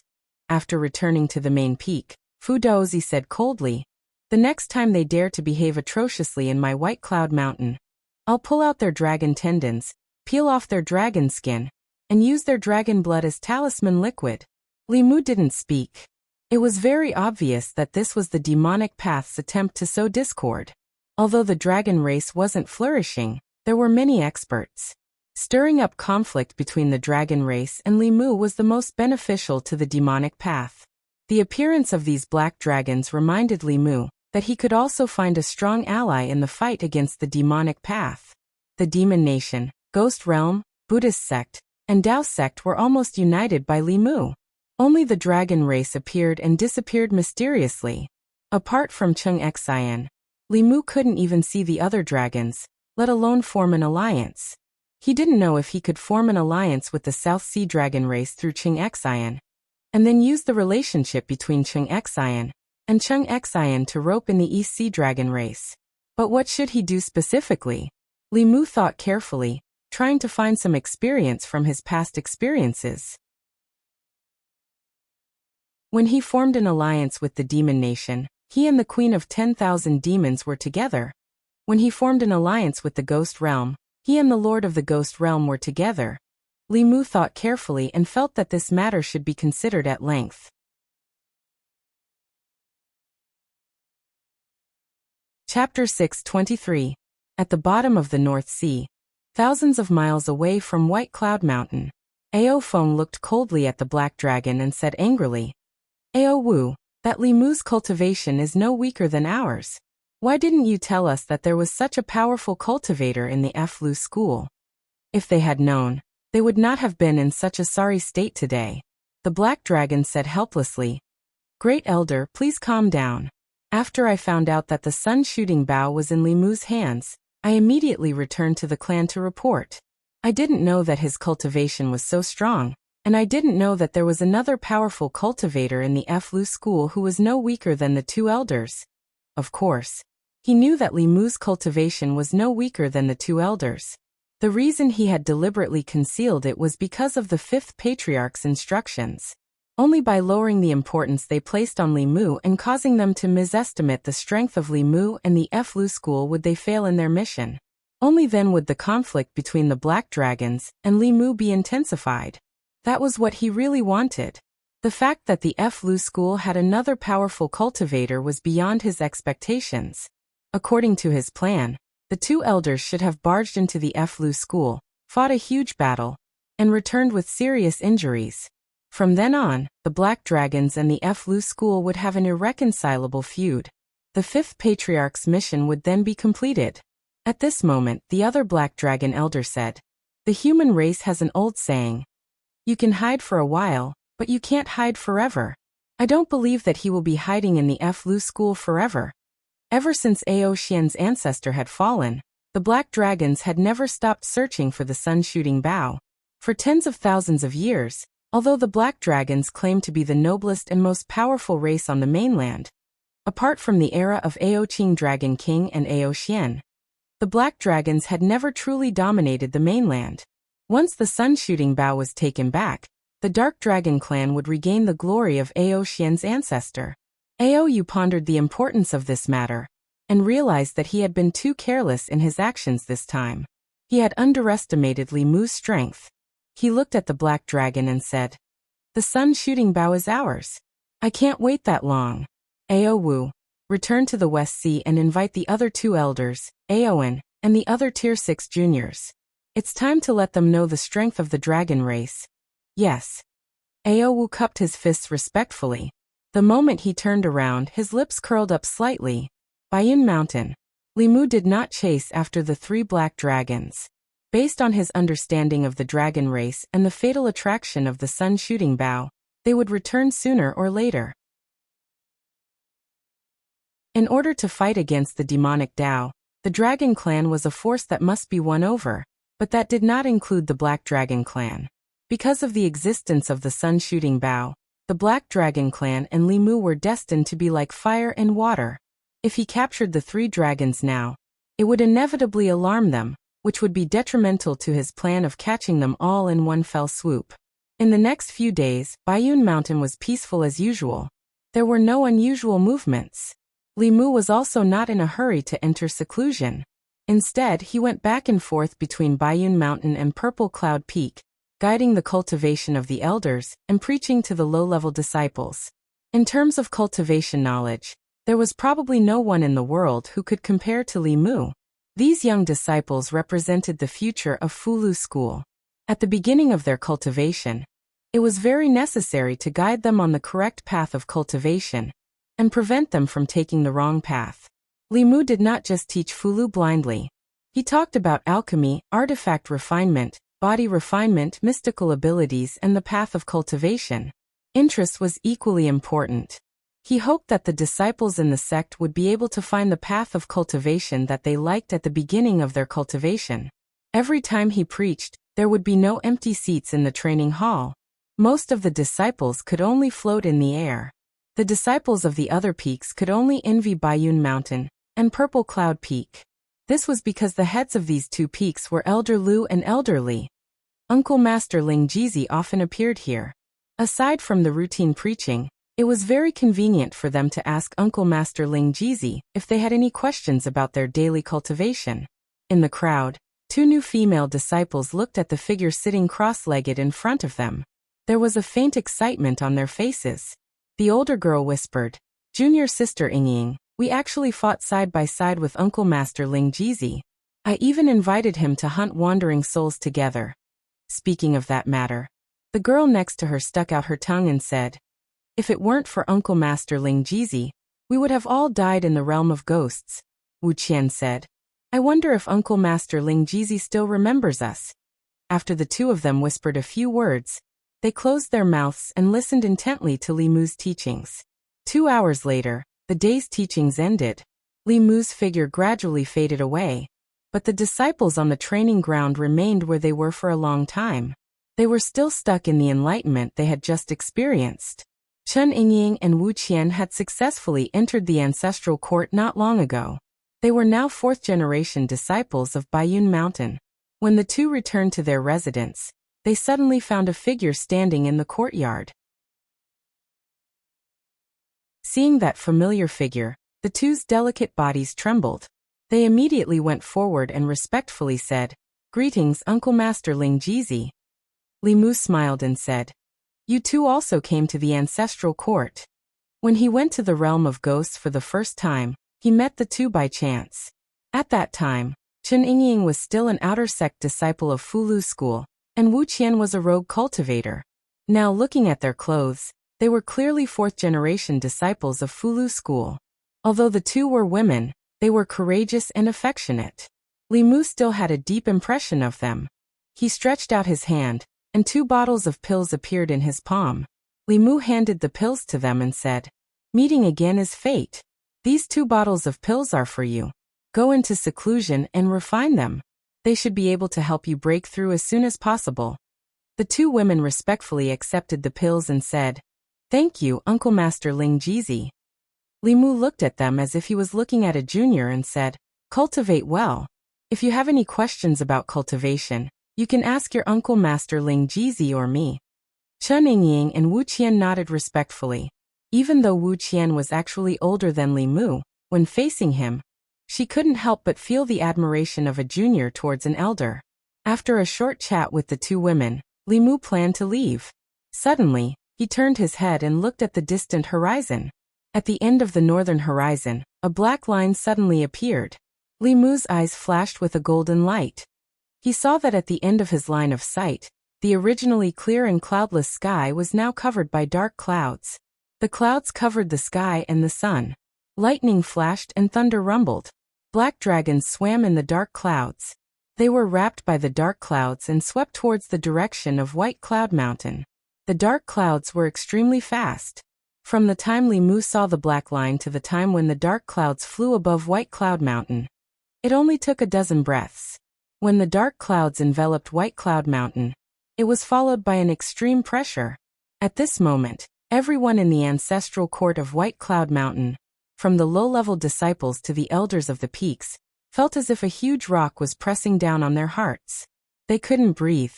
More than 10 black dragons emerged from the dark clouds and circled above White Cloud Mountain. The scene was spectacular and oppressive. One of the black dragons opened its mouth, and Ao Feng's voice rumbled out. "Li Mu, you little thief, and that old fellow who drew talismans, come out. Li Mu and Fu Daozi immediately flew into the sky.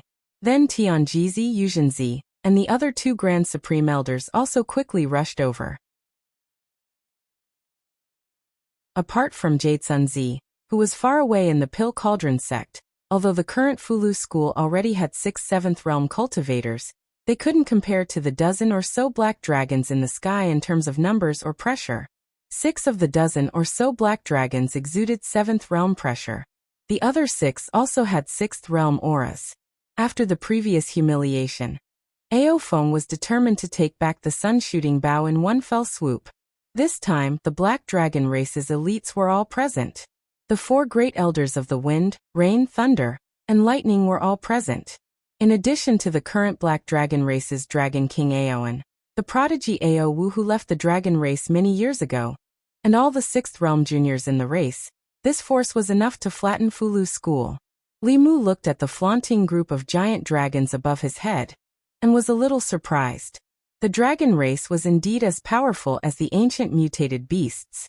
Just the Black Dragon race alone had 6 7th realm cultivators.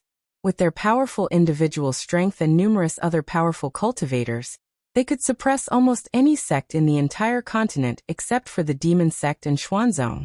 Ao Feng roared from above. Hand over the sun-shooting bow, and I'll spare your lives.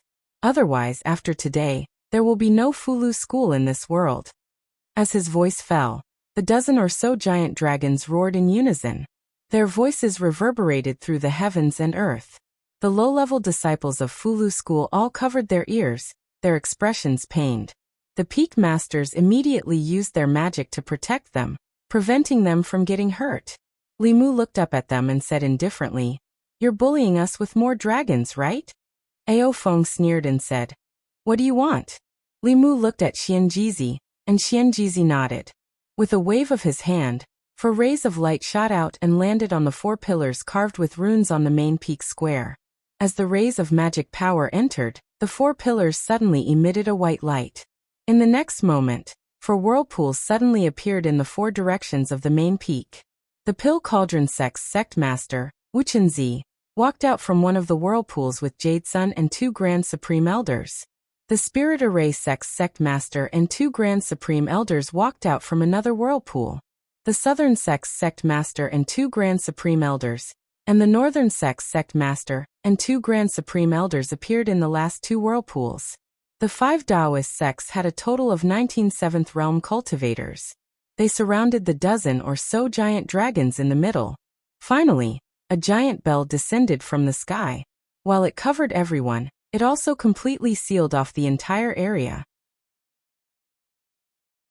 Looking at the Black Dragon race that was completely stunned, Li Mu said indifferently, "Do you think that you're the only ones who know how to bully with numbers?"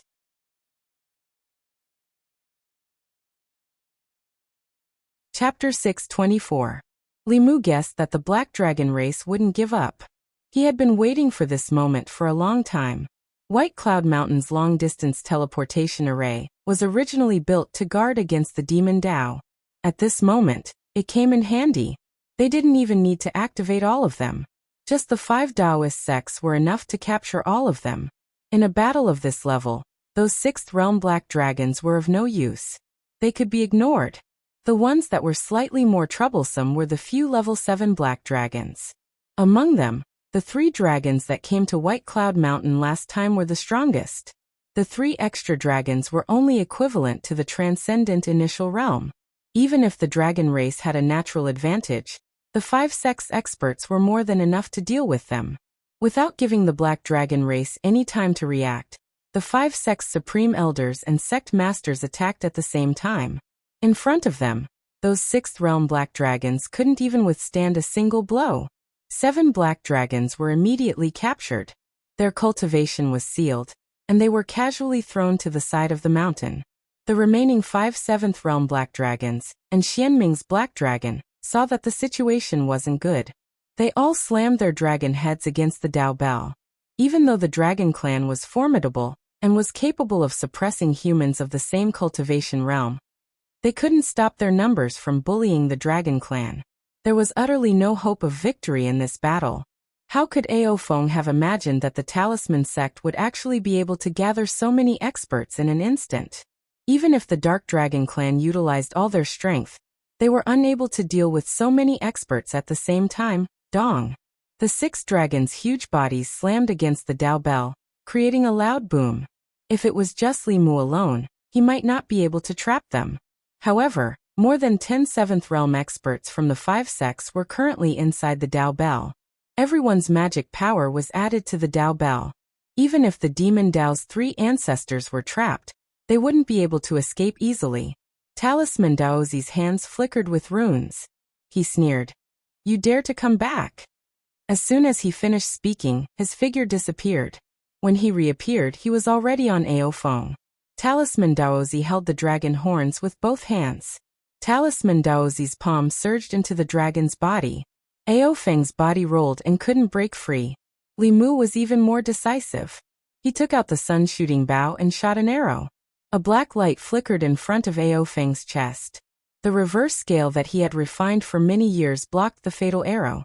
However, he also lost his only trump card. Li Mu used 20% of his dermic powers for this arrow. Whoosh, whoosh, whoosh, whoosh. Li Mu shot 5 arrows in a row, exhausting all the magic power in his body. Then he flew to the side and quietly recovered his magic power, leaving the battlefield to the others. The Dragon Clan was indeed the only ancient beast clan that had survived. Their innate abilities were extremely powerful, and their physical bodies were also incomparably powerful. In a situation where their magic power was about the same, it would take 2 human powerhouses of the same level to deal with them. However, even without Li Mu, there were still 18 7th Realm cultivators here. Fu Daozi alone could fight the Black Dragon race's Great Elder alone, while the rest of the cultivators could deal with 1 7th Realm cultivator with 3 people. In addition, Li Mu's 5 arrows had already depleted a lot of 7th Realm cultivators. The situation inside the Dao Bell was almost one-sided. Talisman Daozi's body was surrounded by golden runes, suppressing Ao Feng. He said loudly, "Four-legged snake, I still lack a mount. If you are willing to become my mount, I will spare your life today. How about it?" Ao Feng said coldly, "Don't even think about it. The Dragon Clan will never be slaves." He let out a long roar, and his 2 dragon horns flickered. A ball of lightning condensed between his dragon horns. This ball of lightning was black, and as the ball of lightning condensed, the black color on Ao Feng's body even became lighter. Almost instantly, the ball of lightning flashed in front of Fu Daozi. He wanted to teleport away, but he was entangled by Ao Feng's dragon tail, and couldn't move at all. At this moment he felt a strong sense of danger. At the critical moment, Fu Daozi's figure suddenly disappeared, and Ao Feng's dragon tail entangled Ao Lei, one of the 4 great elders of the Black Dragon clan. Fu Daozi's figure appeared in Ao Lei's position. Li Mu released the hand seal, and the little bit of spiritual power that he had just recovered was used up again. Li Mu knew the divine powers of the Dragon clan better than any of the dragons here. Ao Feng sacrificed part of his cultivation to this divine ability, and it was not something that Fu Daozi could resist. Although the ball of lightning couldn't destroy his soul, it could destroy his physical body and severely injure his primordial spirit. At this time, even if Aou only used the simplest summoning wind and rain, the severely injured Fu Daozi would be in danger of dying completely. With no other choice, Li Mu could only use Shadow Shift to switch his position with Ao Lei's, allowing him to dodge the attack. The ball of lightning landed on Ao Lei's body and exploded instantly. Ao Lei's body was flashing with lightning. Even though he had a strong body of the Dragon Clan, his body was badly mutilated, and his scales peeled off. His aura was extremely weak, and he couldn't even stay in the air and fell heavily. Ao Lei. Ao Feng roared angrily when he saw that his fellow dragon had been severely injured. He quickly locked onto Li Mu and charged at him without caring about anything else. However, at this time, Fu Daozi's figure appeared in front of him again. Get lost. Ao Feng only wanted to tear Li Mu into pieces at this time, and charged at Fu Daozi fiercely. Fu Daozi waved his hands, and a Fulu barrier appeared in front of him. He snorted and said, If you want to bully my disciple, you'll have to get through me first. The Dragon Clan originally wanted to bully Ao Feng with their numbers, but they didn't expect that it would really turn out like this. However, they were the ones being bullied. On the other side, Ao Wu's expression gradually became determined. At this point, Ao Wu knew that the mission given by the fifth ancestor had failed. Even he couldn't protect himself. If he fell into Li Mu's hands, his fate was predictable. Looking at Li Mu, who was not far away, a trace of fierceness appeared in his eyes. He activated 100% of his spiritual power, and temporarily broke away from the three people surrounding him. He turned into a black thunderbolt and shot at Li Mu. If his death could be exchanged for Li Mu's death, then everything would be worth it. In the process of rushing towards Li Mu, an extremely strong spiritual power fluctuation suddenly came from his body. Fu Daozi's expression changed drastically, and he hurriedly reminded, "Oh no, he's going to self-destruct." The self-destruction of a seventh realm dragon was enough to level White Cloud Mountain to the ground. At this moment, all the low-level disciples of White Cloud Mountain below the fifth realm would be buried with him. This dragon wanted to drag Li Mu down with him while destroying the ancestral court of Fulu School. Of course, Li Mu wouldn't let him do as he wished. With a thought, the Dao Bell flashed and then shrunk rapidly, trapping the dragon inside. Following a dazzling ray of light, the Dao Bell started to expand outwards and then shrunk again. A moment later, the Dao Bell returned to normal, but a black hole appeared in the space. As time passed, the black hole slowly closed. Everyone present, including Fu Daozi, felt a chill run down their spines.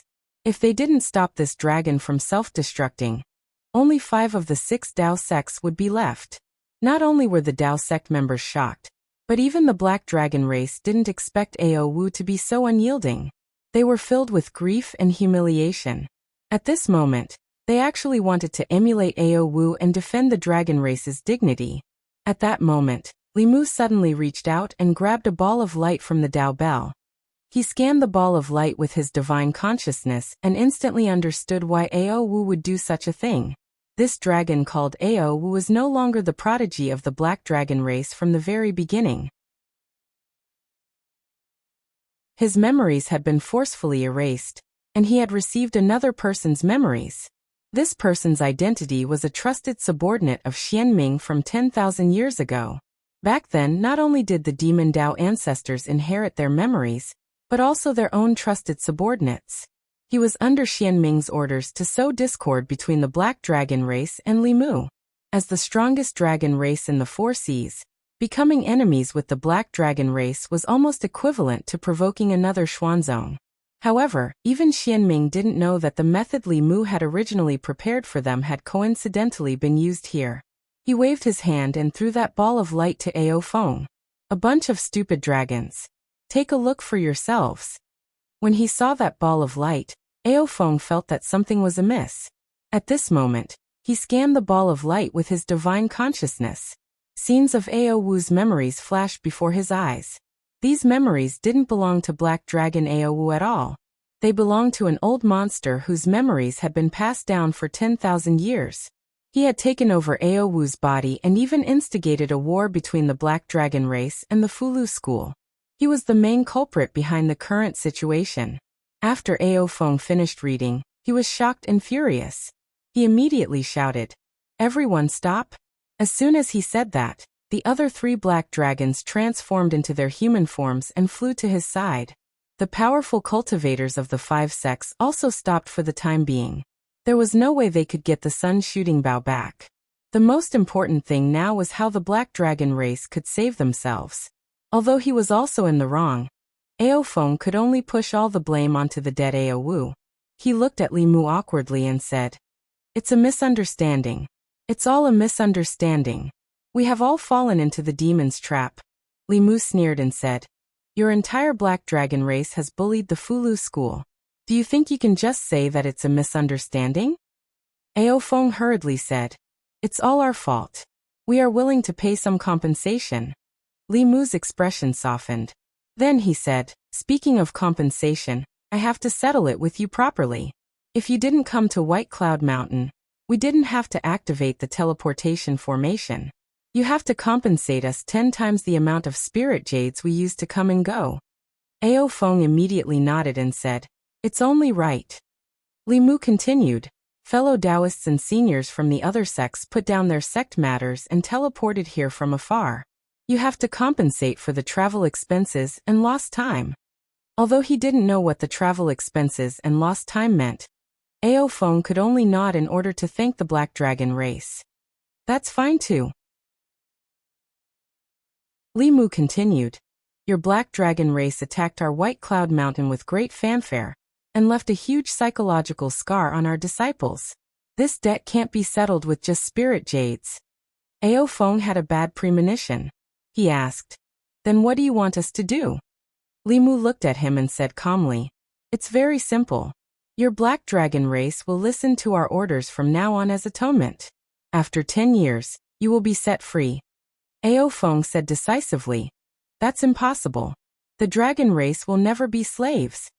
Of course, it wasn't that the dragon race would never be slaves. It was either that they weren't given enough, or that they weren't threatened enough. Chung Xian was an example. Li Mu shrugged and said indifferently, "Of course, you can also refuse. I don't mind refining all of you into dragon corpses. I have a group of friends who are very willing to do such a thing."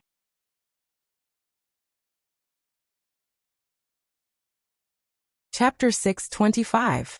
The Dragon Clan had always thought of themselves as the noblest clan in the world. Their clan's magical powers were incomparably powerful. Even a newborn dragon could fight with its breath, and its strength was comparable to a fourth realm demon. Whether it was humans, demons, or other plant spirits, they were all inferior creatures in their eyes. How could the proud Dragon Clan listen to the orders of inferior creatures? Any dragon would find it difficult to accept such humiliation. But if they did not accept it, the Black Dragon Clan would be exterminated today. When the human in front of him said that he would refine them into dragon corpses, his expression did not change. His eyes even had some eagerness to try. This gaze made Ao Feng feel an extreme chill from the bottom of his heart.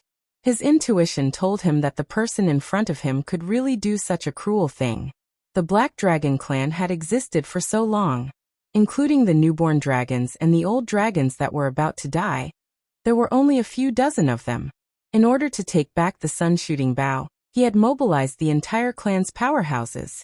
If all of them died here, leaving only the old and weak in the clan, the Black Dragon Clan would not be far from extinction. He finally sighed helplessly in his heart and asked Li Mu, 10 years? Li Mu nodded and confirmed, 10 years. The current situation of the continent was changing rapidly. Many things could happen in 10 years. The strength of these black dragons could not be underestimated. 10 years was 10 years. What happened after 10 years could be dealt with in 10 years. Ao Feng looked at his fellow clan members who were also humiliated and helpless. He gritted his teeth and said, "Let's make a heavenly contract first." A heavenly contract was similar to a Tao oath. It was made with the blood of both parties and heaven and earth as witnesses. If there was a violation, heaven and earth would destroy the oath. Heaven and earth had their own set of trajectories. What people did, heaven was watching. All the cultivation clans in the world had to follow the Tao of heaven and earth. Li Mu and Ao Feng used their blood to write the contents of the oath in the void. After chanting the incantation of the heavenly oath, the words of the oath gradually disappeared. Li Mu clapped his hands and said, "The contract has been made. It's time to talk about compensation." He pointed at the huge stone pillars engraved with runes around the main peak and said, "Do you see those stone pillars? That's the super long-distance transmission formation. Every time it's activated, it costs 1,000 upper-grade spiritual jades. 10 times the compensation would be 10,000, and a round trip would be 20,000. 4 stone pillars would be 80,000. Plus the travel expenses of the seniors of the various sects and the loss of time. It would be 100,000. Do you want to pay now or in installments?" Ao Feng widened his dragon eyes and asked, How many? Li Mu cleared his throat and said, 100,000 upper-grade spiritual jades, not one more, not one less. The expression on Ao Feng's face was beyond shocked. That was 100,000 upper-grade spiritual jades, not middle-grade spiritual jades. not low-grade spiritual jades, and not even stones. What kind of teleportation array would consume so many spiritual jades? Extortion. This was blatant extortion. Li Mu knew what he was thinking. He was indeed extorting them, but they had finally met the biggest spendthrift in the 10 continents. How could they let him go so easily? The Dragon Clan was the most greedy and the most stingy clan. Li Mu often heard from Chung Xian that the elders of the clan slept on mountains piled with spiritual jades. The Black Dragon Clan was definitely wealthier than the 5 factions combined. Ao Feng's face was gloomy. This person was obviously taking advantage of the situation. However, he had no choice but to lower his head. 100,000 upper-grade spiritual jades was an unimaginable number for others. Although he would feel the pinch, it was not to the extent of hurting him. He gritted his teeth and squeezed out a few words. 100,000 it is. However, I don't have so many spiritual jades with me. I have to go back to the West Sea Dragon Palace to get them. Li Mu's eyes lit up and said, "All right, I will go back with you. At the same time, I will calculate the compensation for my White Cloud Mountain disciples' psychological damage." When Ao Feng saw the light in Li Mu's eyes, he suddenly had an extremely bad premonition. He regretted going to the West Sea Dragon Palace in advance. He hurriedly said, "No need, I will go back alone." Li Mu smiled and said, "Don't stand on ceremony. I have never been to the Dragon Palace before. I will go and broaden my horizons." Ao Feng shook his head and said, "There is really no need." Li Mu smiled and said, Of course. The various clans of humans and demons occupied the 10 continents. The vast oceans were occupied by the Dragon Clan of the 4 Seas. The Dragon Clan was not a unified clan. The Dragon Clan of the 4 Seas was divided into the Black Dragon Clan, Silver Dragon Clan, White Dragon Clan, and Azure Dragon Clan. Among them, the Black Dragon Clan occupied the West Sea, while the North Sea was the territory of the Silver Dragon Clan. The Azure Dragon Clan and White Dragon Clan were active in the South Sea and East Sea. There were also great conflicts between the Dragon Clan. The division between the Dragon Clan was even more serious than that between humans and demons. It had even evolved into a chain of contempt. Among them, the most powerful Black Dragon Clan stood at the top of the Dragon Clan's despised chain. They believed that all dragons of other colors were inferior dragons. Next was the Silver Dragon Clan. The White Dragon and Green Dragon Clan were at the bottom of the Dragon Clan's despised chain. Li Mu had seen this in Ao Qing's diary. 10,000 years ago, the Dragon Clan's racial discrimination existed. Therefore, it was even more precious for him to become the king of the Dragon Clan as an Azure Dragon. Legends about him had been passed down in the Dragon Clan for 10,000 years. Although Li Mu felt that this discrimination was not right, he was also glad that it existed. The Dragon Clan's individual strength was extremely strong, but there were too few of them. There were billions of humans, and over 100 million demons on the continent. However, the Dragon Clan of the 4 Seas only added up to a little over 100. They were born at the middle stage. Their bodies were strong, their abilities were heaven-defying, and their cultivation speed was fast. Their only weakness was that it was extremely difficult for them to reproduce. Even so, the Black Dragon Clan's strength was comparable to the 2 Daoist sections. If the Dragon Clan of the 4 Seas did not have the racial discrimination engraved in their blood, they would unite into a unified Dragon Clan. If another 8th realm expert appeared in the Dragon Clan, the ruler of the continent would undoubtedly be the Dragon Clan. In today's world, there were not many people like Li Mu who knew the origin of the Dragon Clan. Like the ancient beasts, they were once the enemies of the human clan. In terms of life form, they were superior to humans and demons.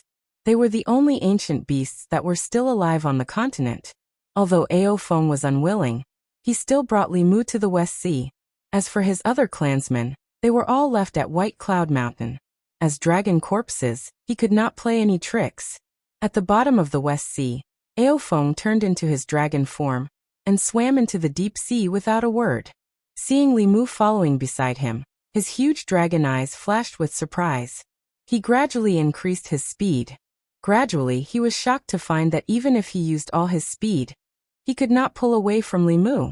From the beginning to the end, Li Mu was following beside him at a steady pace. The bottom of the sea was the territory of the dragon clan. The cultivation of humans would be suppressed, but the speed and strength of the dragon clan would be greatly increased. However, after this person entered the sea, his speed became even faster and the aura he emitted became even more dangerous. Sometimes, Ao Feng even wondered which one of them was the real dragon clan. The more secrets this person had, the more Ao Feng was afraid of him. He did not dare to test him anymore. Soon he brought him to a palace made of coral. The aura of the dragon clan was emitted from every palace. Li Mu scanned with his divine consciousness, and found that these dragon clan cultivations were all below the 6th realm. They were either young dragons or old dragons with the aura of death around them. From this, it seemed that there were less than 40 black dragons. When the old dragons died, this number would decrease even more. Greetings, Elder Feng. Sensing Ao Feng's aura, a few black dragons flew out of the dragon palace and bowed to Ao Feng. Ao Feng nodded and brought Li Mu to the largest dragon palace in the deepest part of the dragon palace.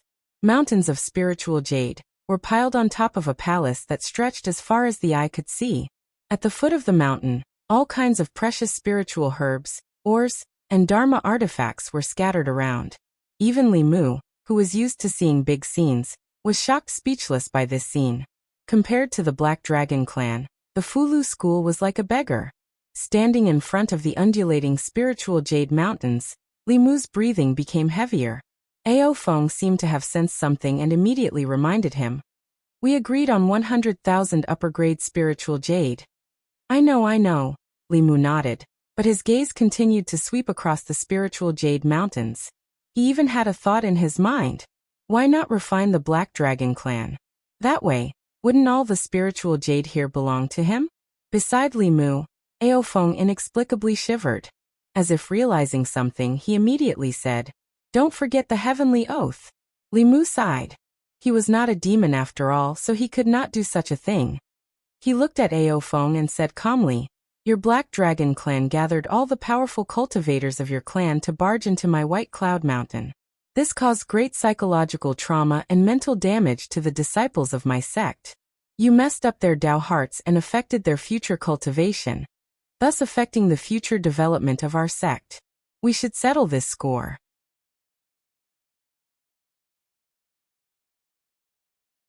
Chapter 626.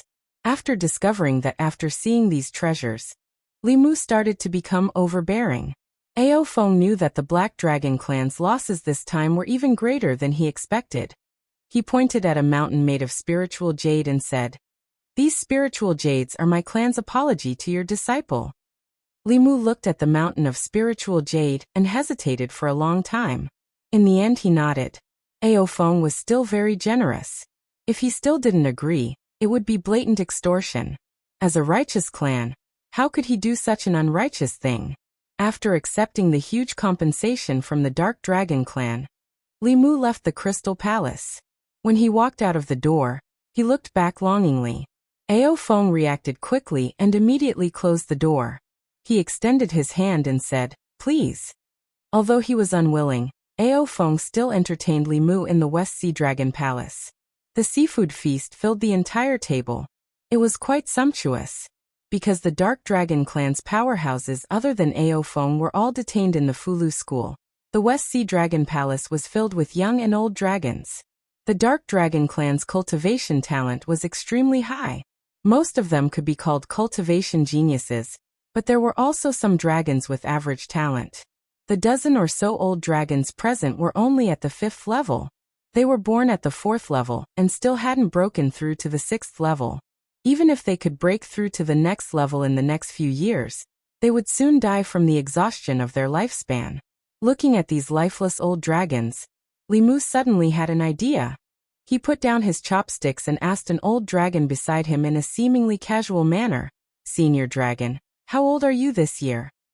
Elder Ao Feng didn't introduce this human, but to be able to be brought to the Dragon Palace personally and set up a banquet, he must be a friend of the Dark Dragon clan.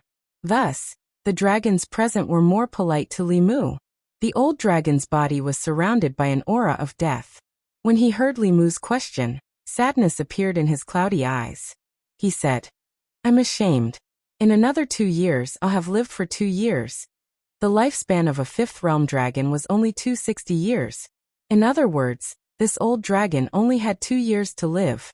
Li Mu stretched out his hand. With a flash of white light, a fulu appeared in his palm.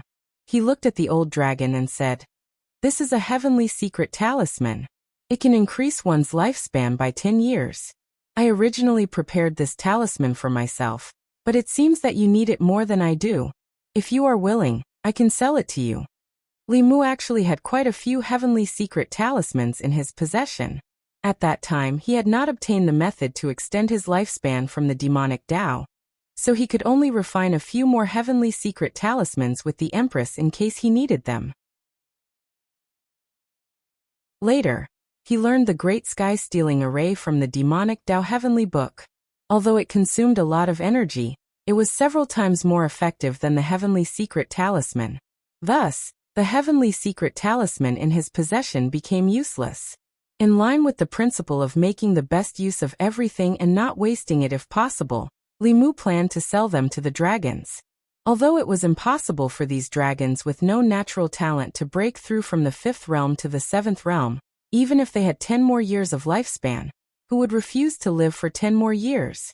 As for why he did not use the Sky-Stealing Array to help them, firstly, Li Mu needed to deal with the heavenly secret talismans in his hands.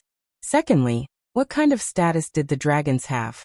They were the descendants of ancient beasts. They were obviously a higher-level life form than humans and demonic beasts. Under normal circumstances, they were already on the verge of ruling the world. If they were given another 60 years of lifespan, perhaps after 60 years, even if the demonic Tao and the righteous Tao joined forces, they would still be suppressed by them. Hearing that this fulu could increase their lifespan by 10 years, the old dragons present all looked at Li Mu at the same time. Their dragon eyes shone brightly. "How much is this fulu? Do you have any more? I'll buy one. I'll buy one too." After Li Mu took out the heavenly secret talisman, the surrounding atmosphere suddenly changed.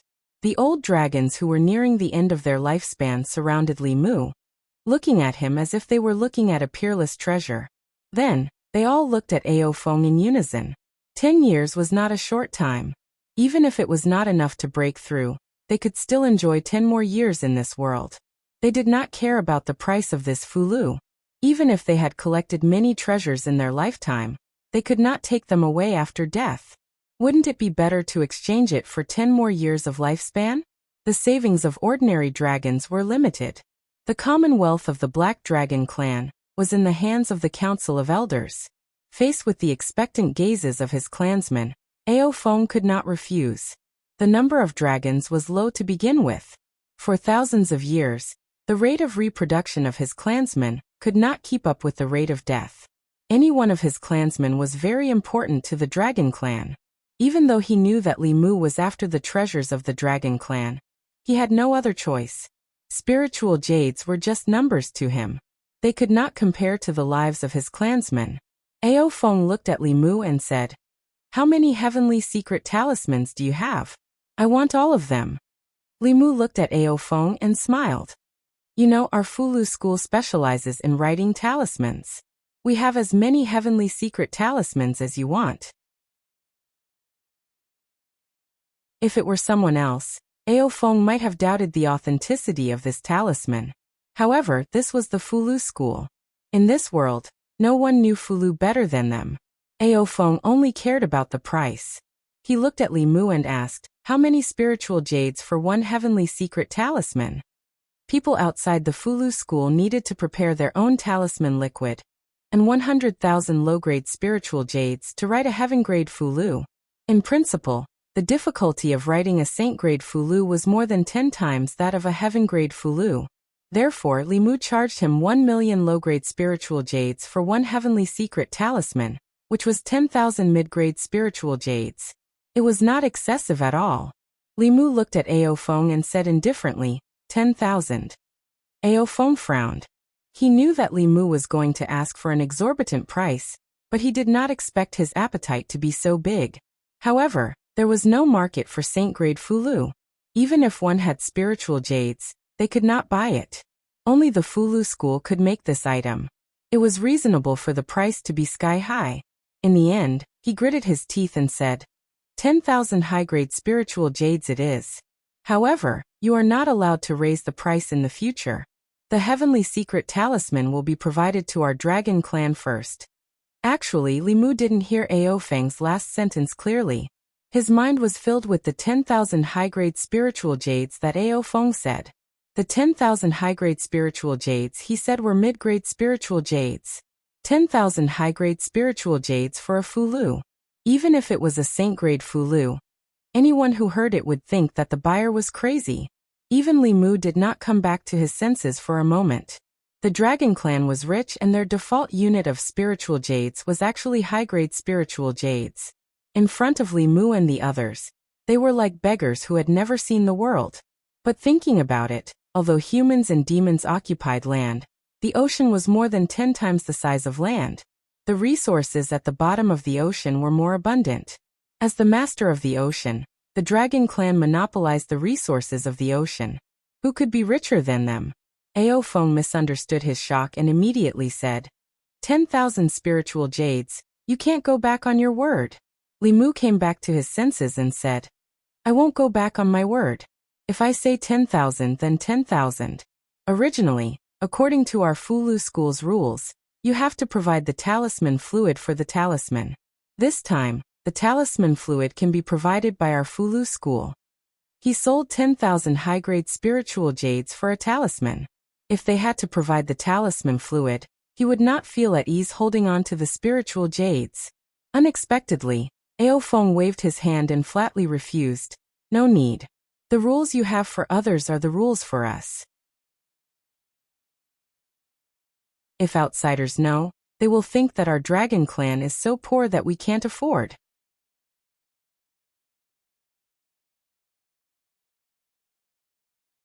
Chapter 627. Li Mu's conscience would be uneasy if he had to provide the talisman liquid after selling it for 10,000 high-grade spiritual jades each. However, Ao Feng was so determined to not give Li Mu any leeway. He had no choice but to sigh in his heart. The world of rich dragons was not something poor people like them could understand. The Dragon Clan was willing to pay 10,000 high-grade spiritual jades to extend the lifespan of their clansmen by 10 years. Who knew how many spiritual jades they were willing to pay to extend the lifespan of their clansmen by 60 years? Such a generous customer might not be found in the entire cultivation world. If he were to activate the sky-stealing array for Ao Feng and those extremely talented experts of the Dragon Clan, Li Mu would think carefully and weigh the pros and cons. If the extra 60 years allowed them to advance to the 8th level, wouldn't he be causing trouble for himself? However, if the target was these old dragons who were still alive, Li Mu wouldn't even hesitate to kill them. Even if they were given another 60 years, they were destined to not have great achievements. Using a large amount of spiritual jades in exchange for 60 years of lifespan was naturally a waste of the Dragon Clan's resources. However, to an individual, living was more important than anything else. One of the most painful things in life was that when one died, one's money would still be there. It was the same for dragon life. There were countless mineral veins under the sea. To the Dragon Clan, spiritual jades were just stones that they could pick up anywhere.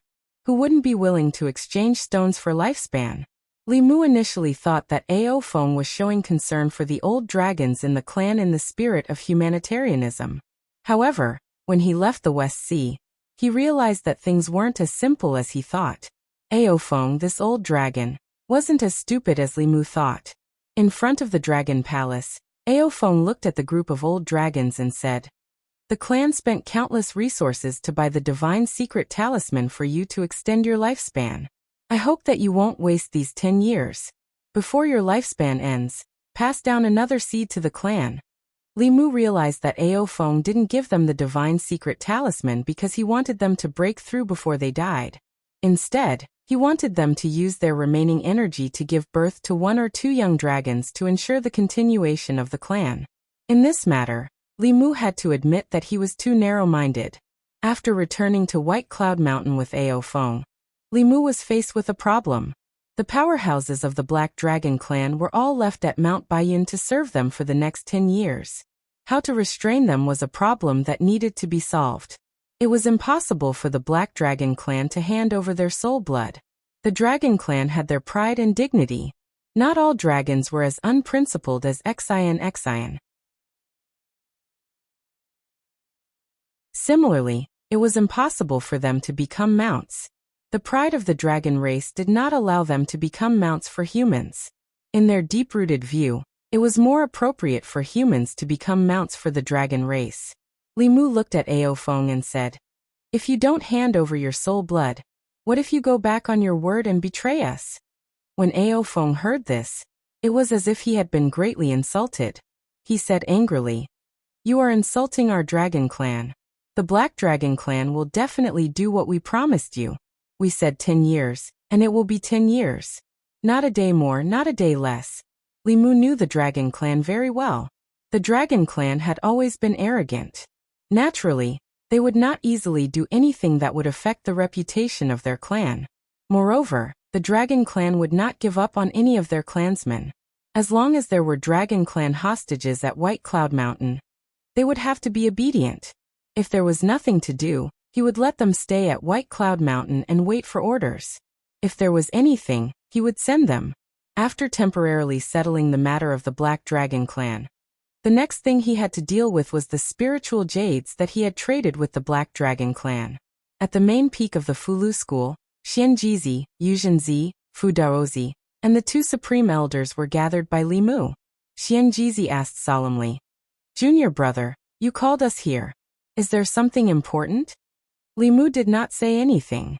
With a thought, he brought everyone to the Demon Emperor's cave abode. To discuss in the flask space, Li Mu's matter must be extremely important. Just as Xianjizi was about to ask, his eyes suddenly widened. He said in shock, It was not only Xianjizi. Everyone present, including the three supreme elders, widened their eyes and looked at the scene in front of them in disbelief. The surface of the lake sparkled. Fishes swam in the lake, cranes danced in the air, and birds sang in the peach forest beside the lake. However, this was not what attracted them. What really attracted them was the mountain of spiritual jades that was casually piled up like a small mountain on the lawn beside the lake. Xianjizi stretched out his hand, and a piece of spiritual jade flew into his hand. The spiritual energy contained in this spiritual jade was extremely rich. It was already high grade. The exchange rate between different spiritual jades was 101. In other words, he was holding 10,000 low-grade spiritual jades in his hand. There were hundreds of thousands of high-grade spiritual jades piled up here. As the leader of a sect, it was also Xianjizi's first time seeing so many spiritual jades. Everyone else's eyes lit up when they saw this scene. If a sect wanted to develop and grow, the most important thing was resources, including resources for its disciples and cultivation. A large part of the reason why Xuanzong was the #1 sect of Taoism was because the Taoism exchange gathered all the resources of the entire cultivation world, allowing Xuanzong to reap great benefits from it. With so many high-grade spiritual jades, even if all the disciples in the sect were to absorb them day and night, they would not run out in 3 to 5 years. From now on, the disciples of Fulu school could even eat spiritual jades like rice. It would not be long before the strength of Fulu school's middle and low-grade disciples would catch up to Xuanzong's. All they needed was an 8th-level sect-guarding powerhouse. Whether it was in terms of strength or influence, Fulu school would replace Xuanzong's position as the #1 sect of Taoism. The spiritual jades obtained from the Black Dragon clan were given to Xianjizi to distribute. Li Mu then turned his attention to the other dragon clans. Li Mu had yet to come into contact with the dragon clans of the 4 seas. Cheng Xian was a white dragon, but Li Mu had asked her before. Her father was an azure dragon, and her mother was a white dragon. She belonged to the azure dragon clan of the South Sea. Among the dragon clans of the 4 seas, other than the Black Dragon clan, who considered themselves to be the highest-ranking dragon clan, and did not intermarry with other dragon clans, the other 3 clans often intermarried for better reproduction. The baby dragons born in this way might be of the same color as their father or mother. Li Mu planned to let Cheng Xian return to the South Sea to discuss the alliance with the dragon clan of the South Sea. while he himself would go to the East Sea personally. Firstly, he wanted to see the sisters Inxin and Tingxin, whom he had not seen for a long time. Secondly, he could also discuss the alliance with the White Dragon clan. The strength and talent of the Dragon clan really made Li Mu envious. If he could completely turn a dragon clan into his own, perhaps it would not be long before a force that could contend with the ancestors of the demonic path would appear on his side.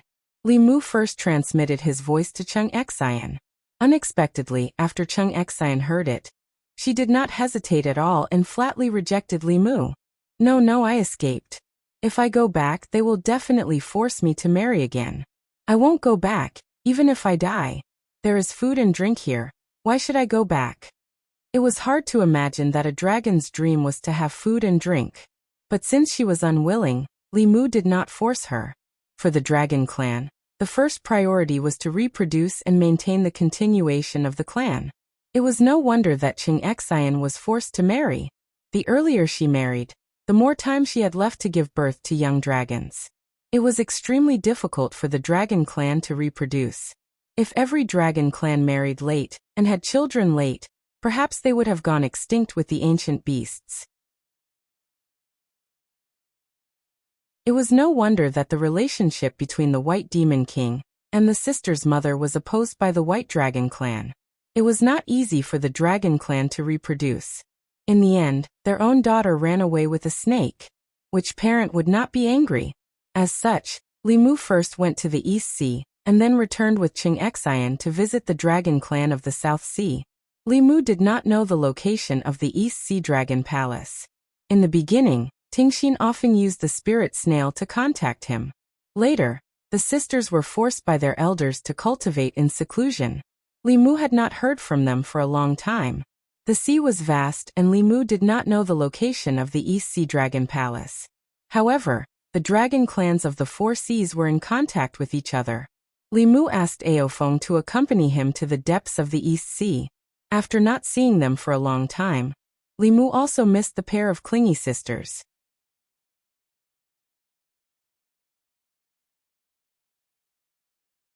Chapter 628. Deep in the East Sea. There were no clouds in the sky, and the surface of the sea was rippling. This place was deserted, and there seemed to be no life. However, there was another world under the sea. Fish and prawns played on the shallow surface of the sea. Below the surface of the sea, there were aquatic creatures patrolling. Palaces made of crystal coral sat at the bottom of the sea. This was the Dragon Palace of the East Sea's White Dragon race. At a certain moment, there was a subtle fluctuation in the sea above. Two figures slowly approached the Dragon Palace. Soon, they were discovered by the aquatic creatures patrolling around the Dragon Palace. Two prawn soldiers swam over with weapons and shouted, "Who are you? How dare you approach the Dragon Palace?" Li Mu stopped in front of the Dragon Palace and looked at the two prawn soldiers.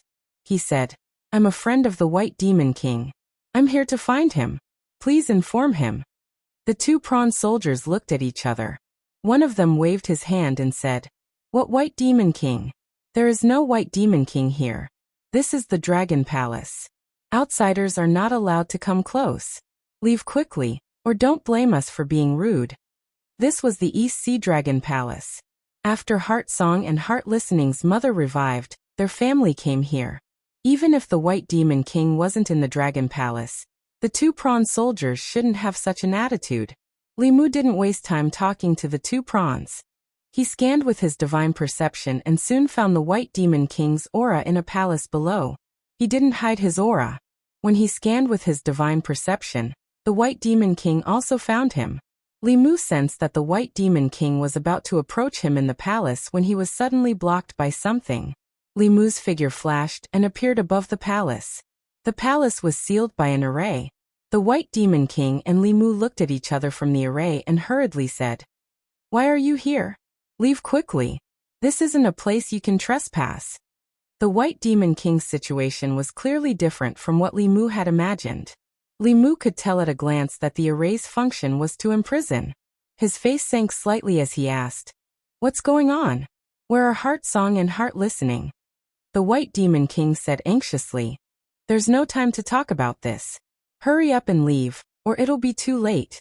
before he could finish his sentence, a harsh voice came from one of the palaces. Who dares to trespass into my East Sea Dragon Palace? A white figure flew out from the palace, heading straight for Li Mu. In the blink of an eye, the white light dissipated and a young man clad in silver armor appeared in front of Li Mu. The young man had horns on his forehead. He was a level 6 white dragon. Li Mu did not even look at him. He looked straight at the White Demon King and said, "I'll let you out first."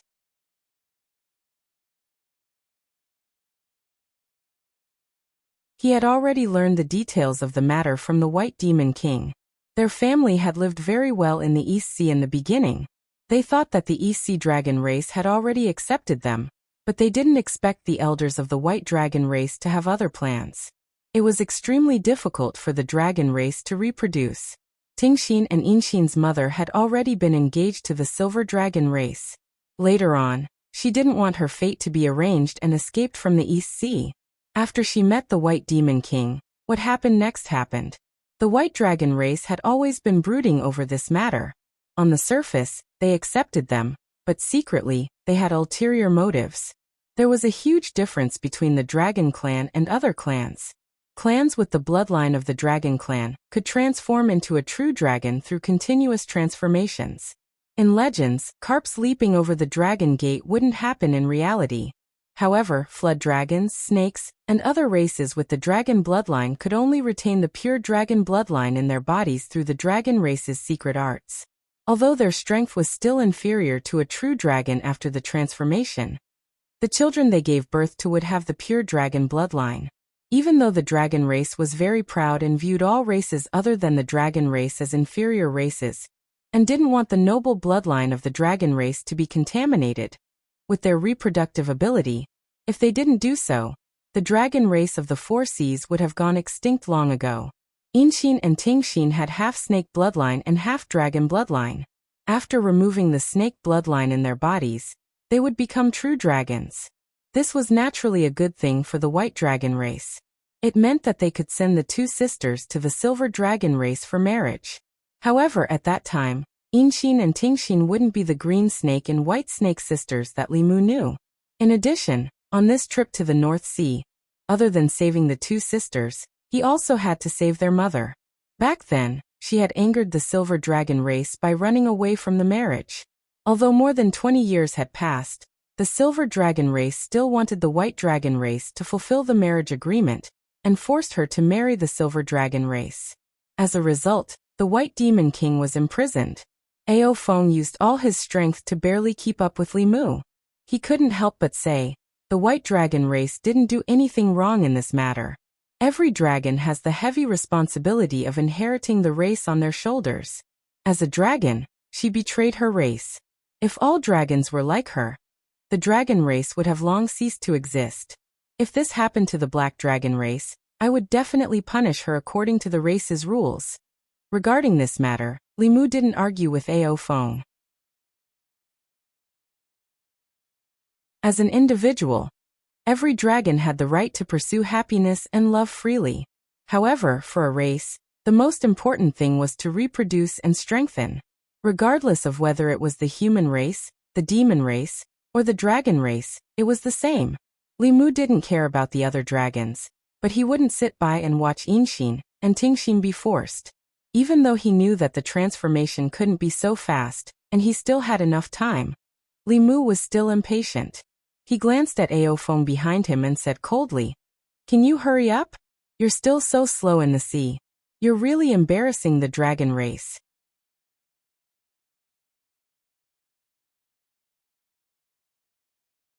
Chapter 629. North Sea Dragon Palace. There were 4 major dragon clans in the 10 continents, each occupying a sea region. The Silver Dragon clan ruled the North Sea, and the billions of water clans in the North Sea all submitted to the Silver Dragon clan. It was a joyous day for the Silver Dragon clan. All the water clan masters gathered near the North Sea Dragon Palace. There weren't many dragons, and it was difficult for them to reproduce. Therefore, marriage and reproduction were very important. As the overlord of the North Sea, the Silver Dragon clan had 2 joyous occasions. All the famous water clans in the North Sea came to congratulate them. Among them, There was no lack of great demons with sixth realm aura. A human-looking old man with a turtle shell on his back walked to the dragon palace. After the guard recorded it, he said loudly, "Surging Waves Island's master Rashi sends a spiritual armor." Then, a skinny man with a human head and a human body with 8 tentacles, and a muscular man with a black dorsal fin on his back walked over. "Commander Mo Yuanzong sends 100,000 spiritual jades. White Shark Clan sends 10 beauties." The North Sea Water Clan masters all gave their gifts and walked into the Dragon Palace. This time, the Silver Dragon King and the third prince were getting married at the same time. It was a rare happy occasion for the Silver Dragon Clan. They were connected by marriage to the White Dragon Clan of the East Sea. It was said that the Silver Dragon King, who was still the crown prince at the time, had a marriage agreement with the White Dragon Clan more than 20 years ago. However, the White Dragon had escaped before the wedding. This incident had once made the Silver Dragon Clan a laughingstock in the North Sea. Now that more than 20 years had passed, the White Dragon Lady of the Dragon Clan had returned to the clan, and the two clans had brought forward the matter of the past. However, after so many years, the Dragon Lady had married into the Silver Dragon Clan again, and her status was naturally not as high as before. The Silver Dragon King was already at the 7th realm, and he already had several spouses. He only married a dragon girl from the White Dragon Clan for the sake of procreation. However, all the sovereigns of the Dragon Clan had to think of ways to pass down their outstanding bloodline. So the more spouses they had, the better. In addition, the Silver Dragon third prince was also going to marry a pair of sisters. These two sisters were of the Snake Clan, and had half of the Dragon Clan's bloodline. After purifying their bloodline, they could give birth to children with pure Dragon Clan's bloodline. Dragon ladies were very rare, and most of them were already partners of the same clan. Partial Dragon Clan members like the third Dragon Prince could only marry these half-dragons with impure bloodlines. Deep in the North Sea Dragon Palace, 2 silver dragons stood in front of a dragon palace, guarding the entrance. Inside the Dragon Palace, a woman stood there with a desolate figure. Beside her was a couple from the Dragon Tribe. The Dragon Tribe elder sighed and said, "If I had known that this was the elder's trap, I wouldn't have let you come back. We wouldn't have ended up in this situation." The old woman also sighed and said, "I pity those 2 children." In the corner of the Dragon Palace, In Xian and Ting Xian stood there. One was in a daze while the other looked depressed. Bai Tingxin originally thought that she had found her family after following her parents to the East Sea. She did not expect that not only were her movements restricted by them, but even the spirit conch used to contact Li Mu had been snatched away. Bai Tingxin gritted her teeth. If she had known this would happen, she would have taken more initiative and settled the matter earlier. If she had settled Li Mu at that time, she would not have returned to the East Sea, and the current situation would not have happened. They had not contacted each other for so long. She did not know if he missed them or if he had come to look for them. The East Sea was so big. Without someone to lead the way, he would definitely not be able to find them in the center of the hall. The Dragon Tribe elder looked at his daughter, who seemed to have lost her soul. A trace of sorrow appeared in his eyes. After a long time, he seemed to have made a decision and said in a low voice, "For so many years, I have been thinking for the Dragon Tribe. Today, I want to do something for my daughter." Boom! In the North Sea Dragon Palace, one of the dragon palaces suddenly collapsed. Several figures flew out from it. The 2 guards at the entrance of the Dragon Palace were the first to notice, and immediately turned into 2 silver lights to block them. A white light flew out from the figures and collided with the 2 silver lights. Then both sides retreated. As for the other figures, they quickly flew to the surface of the sea. "Ao Guang, what are you doing?" A stern voice suddenly came from one of the palaces in front. Another old man with white hair and beard appeared beside him in an instant. The Dragon Tribe elder looked at him and said angrily, "First elder, this is unfair to her." The White Dragon Tribe's first elder snorted and said, "Fair? Don't forget that as a dragon tribe, we should put our tribe first. She has already humiliated our White Dragon Tribe. Do you want her to humiliate us a second time?" As soon as he finished speaking, he wanted to chase up but was stopped by Ao Guang. "You overestimate yourself." He snorted and did not even look at Ao Guang. His figure disappeared on the spot. When he reappeared, he was already in front of the other 4 figures. They were only a few feet away from the surface of the sea. However, this distance could never be crossed. The White Dragon tribe's first elder rolled up his sleeves and brought them back to the bottom of the sea. Then, he locked the mother and daughters in another palace. After sealing the palace with a formation, he said to Ao Guang and his wife, "You have humiliated the East Sea. When you go back, you and your wife will be punished to face the wall for 3 years." Then he turned to the elders behind him and said, "I'm sorry. Our tribe members are ignorant and have made a fool of themselves." A Silver Dragon tribe elder glanced at him and said, "There are a lot of people in the East Sea who don't know the rules. When you go back, discipline them well. Before you discipline them, don't let them come out and humiliate us again."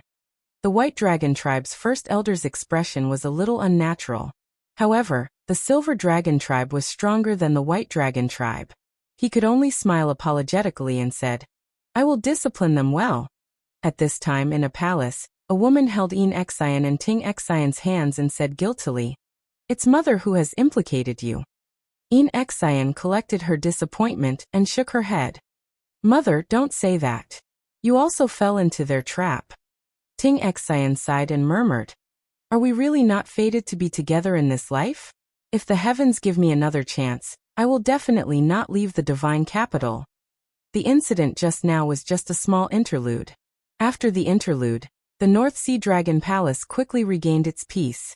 In the main hall of the Dragon Palace, the Silver Dragon tribe and the White Dragon tribe's elders took their seats respectively. The incident just now made the Silver Dragon tribe's people look a little ugly. The White Dragon tribe's elders could only lower their posture. After all, the Silver Dragon tribe's strength was second only to the Black Dragon tribe. Moreover, the powerhouses of the Silver Dragon tribe still had a long lifespan. On the other hand, the White Dragon tribe's strength was the weakest of the 4 seas. The 2 Seventh Realm elders only had a dozen years left in their lifespans. In front of the Silver Dragon tribe, they did not even have the confidence to speak loudly. In order to obtain the Silver Dragon tribe's protection, the White Dragon tribe had not only sacrificed their people this time, but also brought a lot of dowry. Of course, the Silver Dragon tribe also saw their predicament. They originally wanted to use the incident just now to make the White Dragon tribe pay some other price. However, before they could speak, 3 Silver Dragon tribe elders suddenly stood up and looked out of the palace. Then they quickly flew out. The 2 Seventh Realm elders of the White Dragon tribe also sensed something and flew out with the Silver Dragon tribe. The seawater in the distance was deep and serene. In the eyes of other water tribe members, there was nothing there. However, in the eyes of the Dragon tribe's powerhouses, there were 5 black giant dragons in the distant seawater rushing towards them.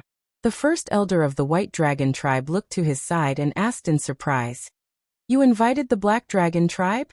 The first elder of the Silver Dragon tribe shook his head and said in surprise, "No, I thought you invited them." The first elder of the White Dragon tribe was puzzled. "Then why are they here? To congratulate us?" The Silver Dragon tribe's reputation is so great that even the Black Dragon King and the 4 elders of the Wind, Rain, Thunder, and Lightning tribe personally came to congratulate us.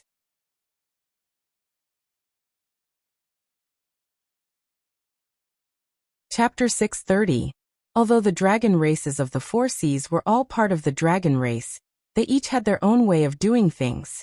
Other than the occasional marriage alliance, they did not have much contact with each other. This was especially so for the Black Dragon race, who thought highly of themselves. Because they were the most talented among the dragon races, and had produced many powerful fighters, they did not care about the other 3 dragon races at all.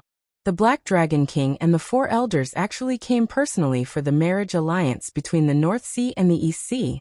This was out of everyone's expectations. Although they were surprised, the Silver Dragon and the White Dragon elders immediately flew outside the North Sea Dragon Palace to personally welcome the Black Dragon race's arrival. This action naturally attracted the attention of the guests in the Dragon Palace. The elders of the 2 races were both Realm 7 fighters. Who was this person that was qualified for them to collectively welcome him? These water tribe powerful fighters did not dare to be negligent. They all came outside the dragon palace and stood respectfully behind the elders of the two races, looking ahead curiously. A few black figures gradually appeared at the end of their vision.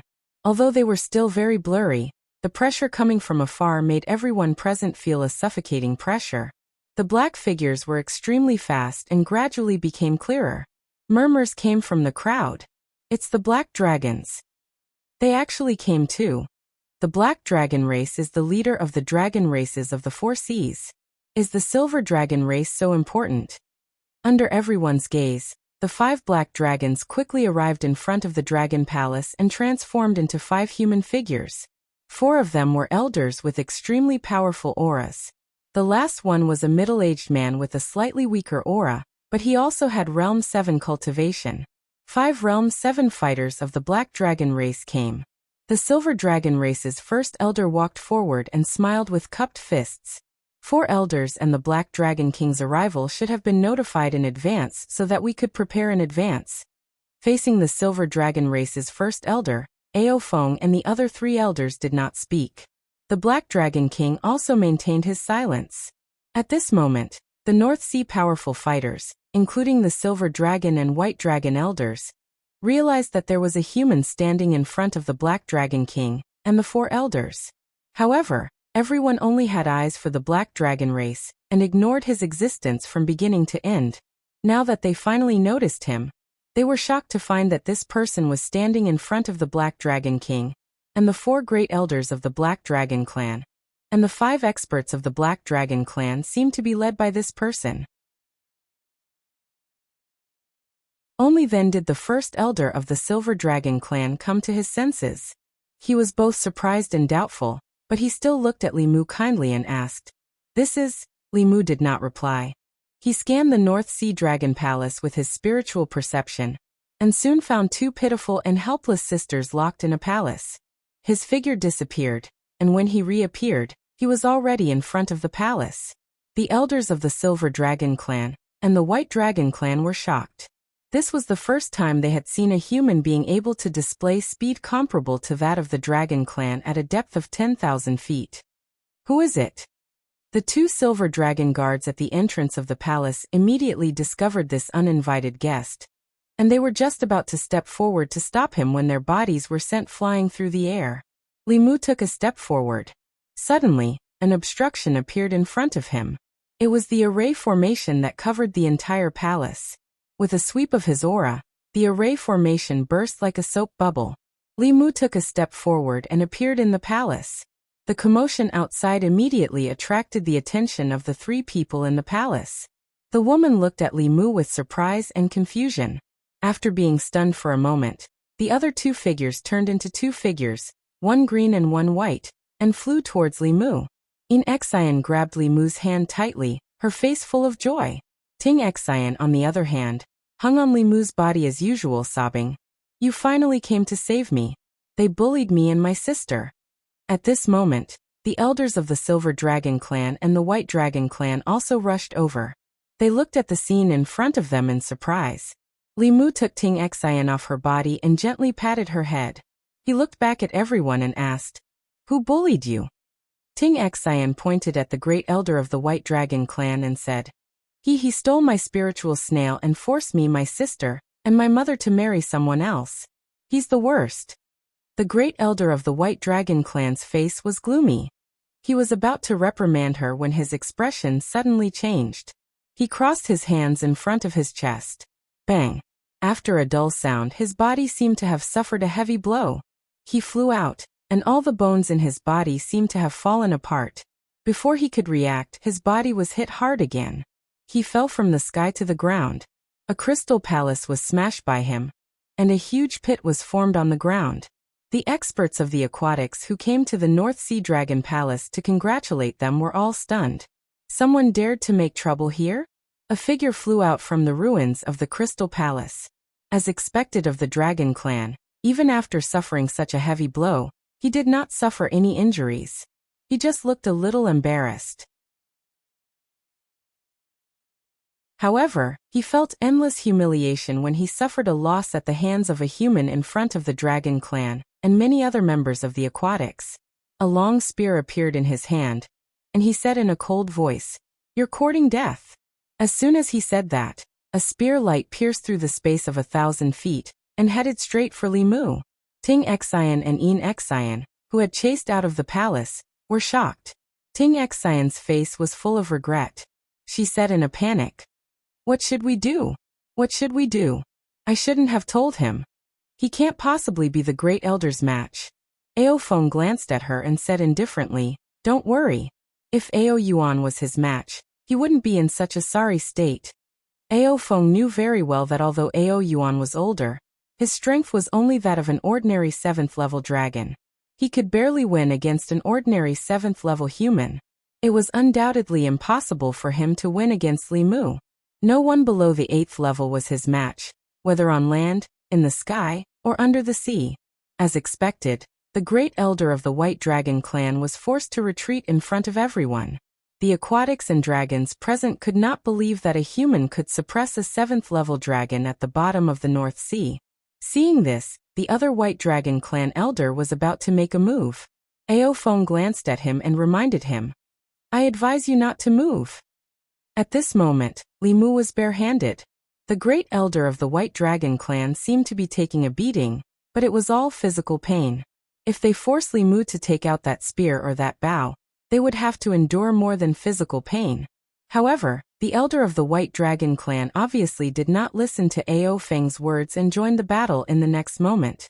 Then, everyone saw a dazzling green light appear from the human's hand and land heavily on the Elder of the White Dragon clan. Boom! He came quickly and left even faster. His body was sent flying by a spear, and another crystal palace was turned into ruins. The Silver Dragon clan elder and Silver Dragon King's expressions were ugly. This human caused trouble in the North Sea Dragon Palace. He clearly did not give the Silver Dragon clan any face. No matter what, they could not let him continue like this. The Silver Dragon King took a step forward. Ao Feng spoke again. "I advise you again. It's best if you don't move." The Silver Dragon King glanced at him, and still rushed toward Li Mu without hesitation. Whoosh! Midway through his flight, a simple and unadorned bow appeared in Li Mu's hand, and he shot an arrow without hesitation. Before touching the human, the Silver Dragon King felt a strong sense of danger. This arrow made it impossible for him to retreat or dodge. He only had time to transform into his dragon form and forcefully block it with the strong body of the Dragon Clan. After a dragon roar that contained extreme pain, a rain of dragon scales fell from the sky above the Dragon Palace. The Silver Dragon King was covered in wounds. The scales on his body peeled off one by one, and he fell weakly to the ground. The White Dragon Clan's second elder had just climbed up from the ruins. When he saw this scene, he slowly lay back down. As for the White Dragon Clan's great elder, after seeing the power of this arrow, the humiliation and anger on his face instantly disappeared. The figure that rushed toward Li Mu also stopped abruptly. The entire North Sea Dragon Palace was dead silent. Li Mu flew back to Ting Xian's side. He looked around and asked, "Who else bullied you?" Wherever his gaze passed, everyone, including the two Silver Dragon Clan's elders, took a step back. Ting Xian and Ting Xian were already stunned by the scene in front of them. They were so stunned that they could not speak. At this moment, the Silver Dragon Clan's great elder glared at Ao Feng and said loudly, "Is the Black Dragon Clan betraying the Dragon Clan? You are not his match. What does it have to do with the Black Dragon Clan? Did we attack?" Ao Feng could not help but say, "Moreover, I already advised you just now. Did anyone listen to me?" The Silver Dragon Clan and the White Dragon Clan had a total of 5 7th realms. Among them, there were 2 from the White Dragon Clan and 3 from the Silver Dragon Clan. The Silver Dragon King had clearly lost the ability to fight back. As long as the Black Dragon Clan did not attack, could this human fight against 4 of them alone? The Silver Dragon Clan's great elder looked at Li Mu, whose aura had weakened by 20%, and said in a deep voice, "Attack together. He can't shoot many arrows." At this moment, Ao Feng knew that the Black Dragon Clan could not sit by and watch anymore. As dragons, they did not want to help Li Mu fight against their own clan, But they could not let the White Dragon Clan and the Silver Dragon Clan continue to make mistakes. Not to mention that the four of them might not be able to turn the situation around even if they joined forces. Even if Li Mu was not a match for him, if he wanted to escape, no dragon here could stop him. Then what? The White Dragon Clan and the Silver Dragon Clan would definitely face his endless revenge. His revenge was not something that these two clans could bear. Ao Feng took a step forward and said in a low voice, "Stop." The Silver Dragon Clan's great elder looked at him and said in a deep voice, "Is the Black Dragon Clan really going to help an outsider fight against your own clan?" Ao Feng's lips trembled as he transmitted a few words to him. The Silver Dragon Clan's great elder's expression changed slightly as he transmitted a message. "Is what you said true?" Ao Feng said indifferently, "You have no idea how powerful this person is."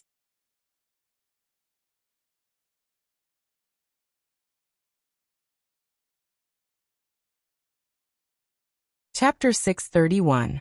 Li Mu spoke confidently. His aura was so oppressive that the elders of the Azure Dragon and White Dragon could not raise their heads. Ting Xian and Yin Xian's actions reminded Li Mu that the two sisters had the bloodline of the dragon race, and could be considered half a member of the dragon race. This matter was also considered a family matter of the East Sea Dragon race. Li Mu was not related to them, so what reason did he have to stand up for them? It was different now. It was natural for a man to stand up for his woman. He had already occupied the highest moral ground. The White Dragon and the Silver Dragon race were at a disadvantage in terms of reason. The elders of the White Dragon and the Silver Dragon race did not expect things to turn out like this. This was originally a family matter of the White Dragon race, but now it had become someone else's family matter. If this person was weak, the dragon race would not need any reason at all. They would directly erase his existence, and everything would be settled. Unfortunately, this person was extremely strong, and had a close relationship with the Black Dragon race. The two races did not have the strength, so it was impossible for them to do that. The Silver Dragon race's Grand Elder could only bite the bullet and say, "The White Dragon race did not tell us about this, so we did not know. Since they are your wives, the marriage agreement with the Silver Dragon race is naturally cancelled. Your Excellency can take them away."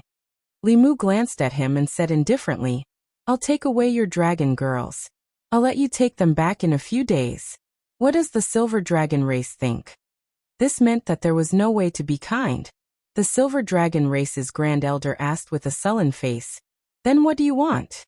At this moment, Ao Feng mediated, "Since you've done something wrong, you naturally have to pay some price. This is a matter of course. The mental damage of these two juniors has to be compensated." After the previous incident, Ao Feng already knew the meaning of mental damage compensation, and used it flexibly. The Silver Dragon race's Grand Elder Taoist priest said, "He also seriously injured our Dragon King." Ao Feng waved his hand and said, "There's always a first-come, first-served rule. You captured his wife first, so you were in the wrong first. Besides, the Silver Dragon King also took the initiative to attack. At that time, I kindly advised him, but he just didn't listen. Who can you blame now?" The great elder of the Silver Dragon clan could see that Ao Feng was on the side of the human. Although he didn't know what benefits the human had promised him, it was definitely not wise to go against the Black Dragon clan. The Silver Dragon clan had no choice but to accept this loss. It was just that he still did not understand Ao Feng's meaning and asked, "What is mental damage compensation?" Ao Feng said, "It's simple. It's just 100,000 high-grade spiritual jades."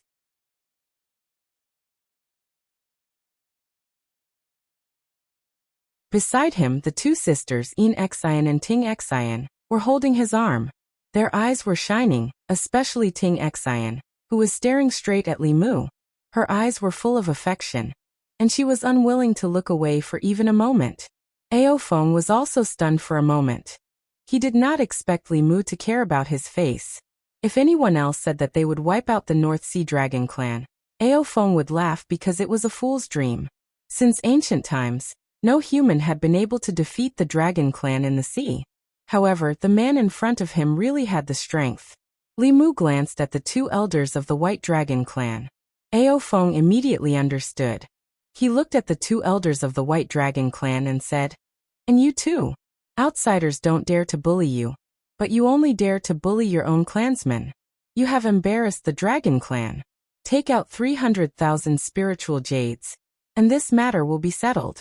Otherwise, no matter what happens in the future, I will not help you." He was not doing this for Li Mu's sake. He just felt that it was unfair. The Black Dragon clan had offended Li Mu and paid a painful price. It also made his heart ache. Seeing the White Dragon clan and Silver Dragon clan suffer the same thing as them, he felt much better. Even the Silver Dragon clan had surrendered. The White Dragon clan only had two elders who did not have much lifespan left. It was even more impossible for them to go against Ao Feng's wishes.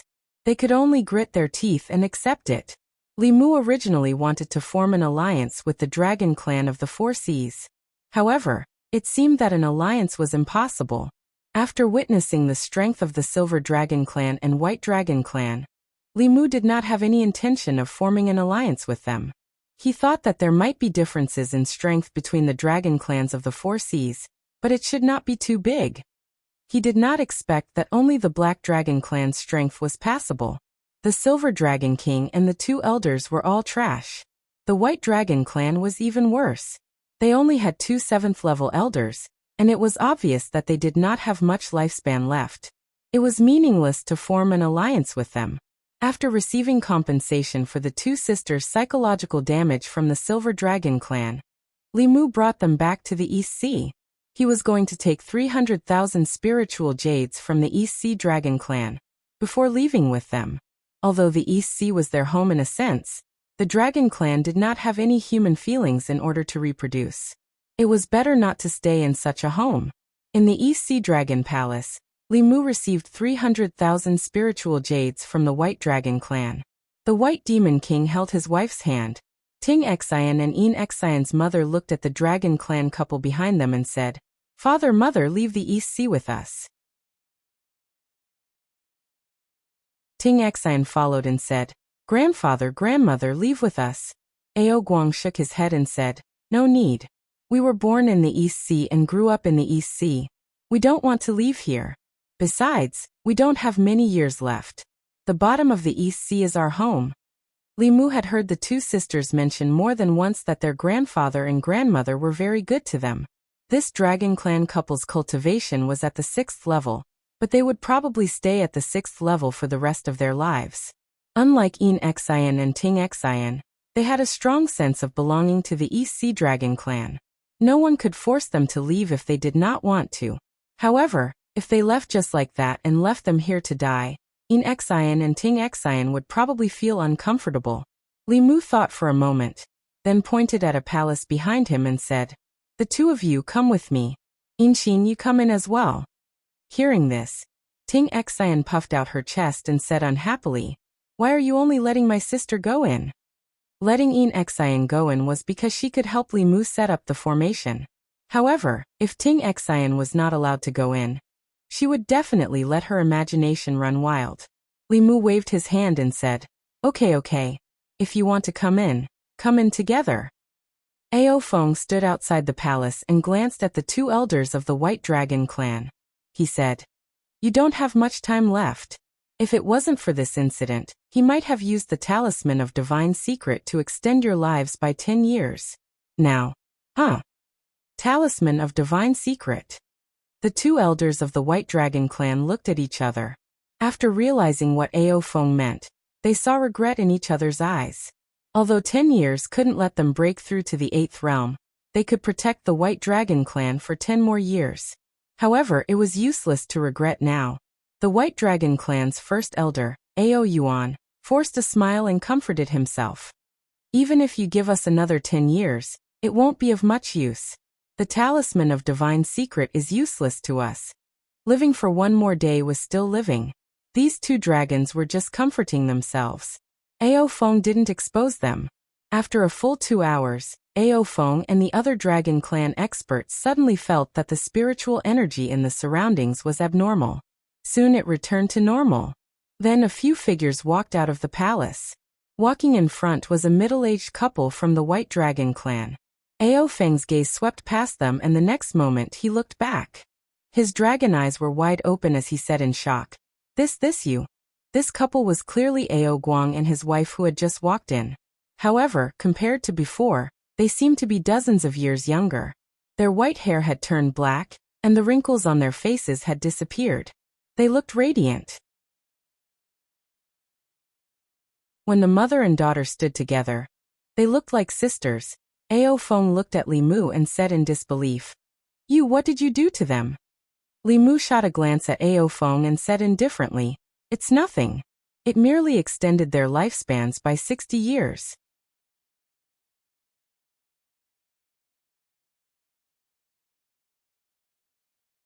Chapter 632. 160 years. Ao Feng turned around and stared at the young Ao Guang and his wife. The aura of death and lethargy on the two dragons, who were nearing the end of their lifespans, had been replaced by vigorous vitality. This was not something that could be covered up by illusions or other magical powers.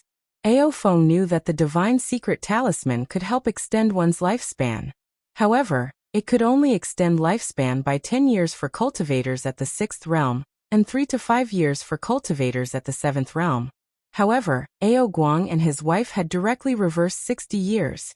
This was definitely not something that the divine secret talisman could do. Ao Feng stared at Li Mu and asked, How did you do it? Li Mu said indifferently, Just set up a random array formation. The heaven-stealing array could extend the lifespan of at most 10 people at the same time. The cost of the array formation was related to the cultivation level and number of people whose lifespans were being extended. Yen Xian and Yen Xian's grandparents were only at the 6th realm. They only needed to set up a small array formation, and it would not consume too many spirit jades. With Li Mu's current wealth, he could definitely afford it. Ao Feng was stunned for a moment. Then excitement appeared on his face. As the great elder of the Black Dragon tribe, and the most powerful member of the Black Dragon tribe, he was actually at a loss at this moment. He rubbed his hands and asked tentatively, Can you also set up one for us? Then he added, The price is negotiable. 100,000, 200,000, 300,000 spirit jades. He knew better than anyone what an extra 60 years of lifespan meant to the Black Dragon tribe. With the Black Dragon tribe's talent, this meant that he could easily advance to the 8th realm before his lifespan was exhausted. Ao Yu, Ao Lei, Ao Dian, and Ao An also had the possibility of advancing to the Dao integration stage. Once they advanced, their lifespan would be extended by another 60 years. At that time, the Black Dragon tribe would dominate the entire world. At this moment, Ao Feng seemed to have already seen this day. His eyes shone brightly. However, Li Mu's next words were like a bucket of cold water poured over his head, completely extinguishing his dreams and ambitions. Li Mu looked at Ao Feng expressionlessly and asked, Do I look stupid? After Ao Feng recovered from his excitement, he realized a problem. The reason why Ao Guang and his wife could obtain such benefits was because they were the grandfather and grandmother of Li Mu's woman. In other words, they were Li Mu's grandfather and grandmother. What was the relationship between Ao Feng and Li Mu? If there was a relationship between them, it would be a relationship between them as enemies. At this moment, Ao Feng wished that he had 1 or 2 beautiful granddaughters. Unfortunately, his son was disappointing and only gave birth to 1 son. Ao Feng looked embarrassed as he said to Li Mu, I know that we had some misunderstandings before, but it's all in the past now. Li Mu pursed his lips and asked, Misunderstanding? You don't want the sun-shooting bow anymore? Although he still wanted the sun-shooting bow, it was obvious that he couldn't get it. He might as well give up on that thought. Ao Feng said firmly, No. Actually, the sun-shooting bow didn't belong to the Black Dragons. My ancestor Ao Xian accidentally picked it up one day. Li Mu continued, I made you lose a lot of spiritual jades. You won't hold a grudge against me because of this, right? Ao Feng shook his head and said, No, how could I? This is the compensation that I deserve. Li Mu smiled and said, If you want me to help you set up this formation, it's not completely impossible. It will depend on your Black Dragon clan's performance in the future. Overall, Li Mu was satisfied with Ao Feng and the Black Dragon clan's performance in the past few days. At present, the Black Dragon clan's talent and potential were indeed the best that Li Mu had seen. If he could turn them into reliable allies, he would have another powerful force to fight against the demon Dao. However, although the Black Dragon clan was strong, they were not under Li Mu's control. If he was not careful, he would suffer a backlash. Before he had absolute strength, it was impossible for him to set up the sky-stealing formation for Ao Feng and the others. Performance in the future was a very vague phrase, but at least there was still a glimmer of hope. The Black Dragon clan could only grasp this glimmer of opportunity and satisfy Li Mu. Only then would they have the hope of regaining their glory. At this moment, Ao Feng was extremely regretful. If he had known this would happen, he would not have wanted the sun shooting bow and would not have become enemies with the Fugu school. At the same time, the two elders of the White Dragon clan also looked regretful when they saw Ao Guang and his wife, who were dozens of years younger. This should have been the opportunity for the White Dragon clan to rise, but because of their wrong decision, they had missed the opportunity to increase their lifespan by 60 years. The two dragons' thoughts raced as they tried to think of a way to redeem themselves. Although Ao Guang and his wife's talent was not high, with an additional 60 years of lifespan, they would definitely be able to break through to the 7th realm. At that time, when the two of them died, they would be the guardians of the White Dragon clan. The two of them exchanged a few words through telepathy. The White Dragon clan's Grand Elder suddenly looked at Ao Guang and said with a solemn expression, "Ao Guang." The Grand Elder had supreme authority in the clan. Ao Guang immediately said, "Here." The White Dragon clan's Grand Elder Lao Dao said, "The two of us don't have much lifespan left. We can't protect the White Dragon clan for long. After our discussion, we've decided to appoint you as the new White Dragon King. From now on, the heavy responsibility of guarding the East Sea will be handed over to you." When had the two elders been so polite to him? They even wanted him to be the White Dragon King. Ao Guang was stunned on the spot, not knowing how to answer. The White Dragon clan's Grand Elder looked at him and asked, "Are you unwilling?" Ao Guang came back to his senses and immediately said, "I'm willing. Ao Guang swears to protect the East Sea and our clan." Li Mu could tell that the series of actions of the two elders of the White Dragon clan were done for him to see. These two old dragons were also nearing the end of their lifespan. They had their eyes on the sky-stealing array. He did not look at the two of them at all. He said to Yin Xining, "Let's go." At this moment, the White Dragon clan's Grand Elder immediately stepped forward and said, "Sir, please wait. This matter is our White Dragon clan's fault. 300,000 spiritual jades are not enough to express our apology. Please stay for a few more days and give us a chance to apologize." Li Mu did not respond. Instead, he looked at Yin Xining and Ting Xian and asked, "What do you think?" Ting Xian held Li Mu's arm tightly and said, "I'll listen to you." Yin Xining looked at her mother, and saw that there was some reluctance in her eyes. She looked at Li Mu, nodded, and said, "Then let's stay for a few more days." Li Mu did not say anything more. The White Dragon clan had arranged a luxurious crystal palace for him. Li Mu sat cross-legged on the crystal bed, and looked inside at the upper-level spiritual jades piled up like a mountain in the heavenly flask cave. His heart was already blooming with joy. The sisters had given all the spiritual jades to Li Mu, so that Li Mu's trip to the East Sea and North Sea this time was even more fruitful than the trip to the Black Dragon clan. With these spiritual jades, the strength of the Fugu school's disciples would usher in a big surge in 2 or 3 years.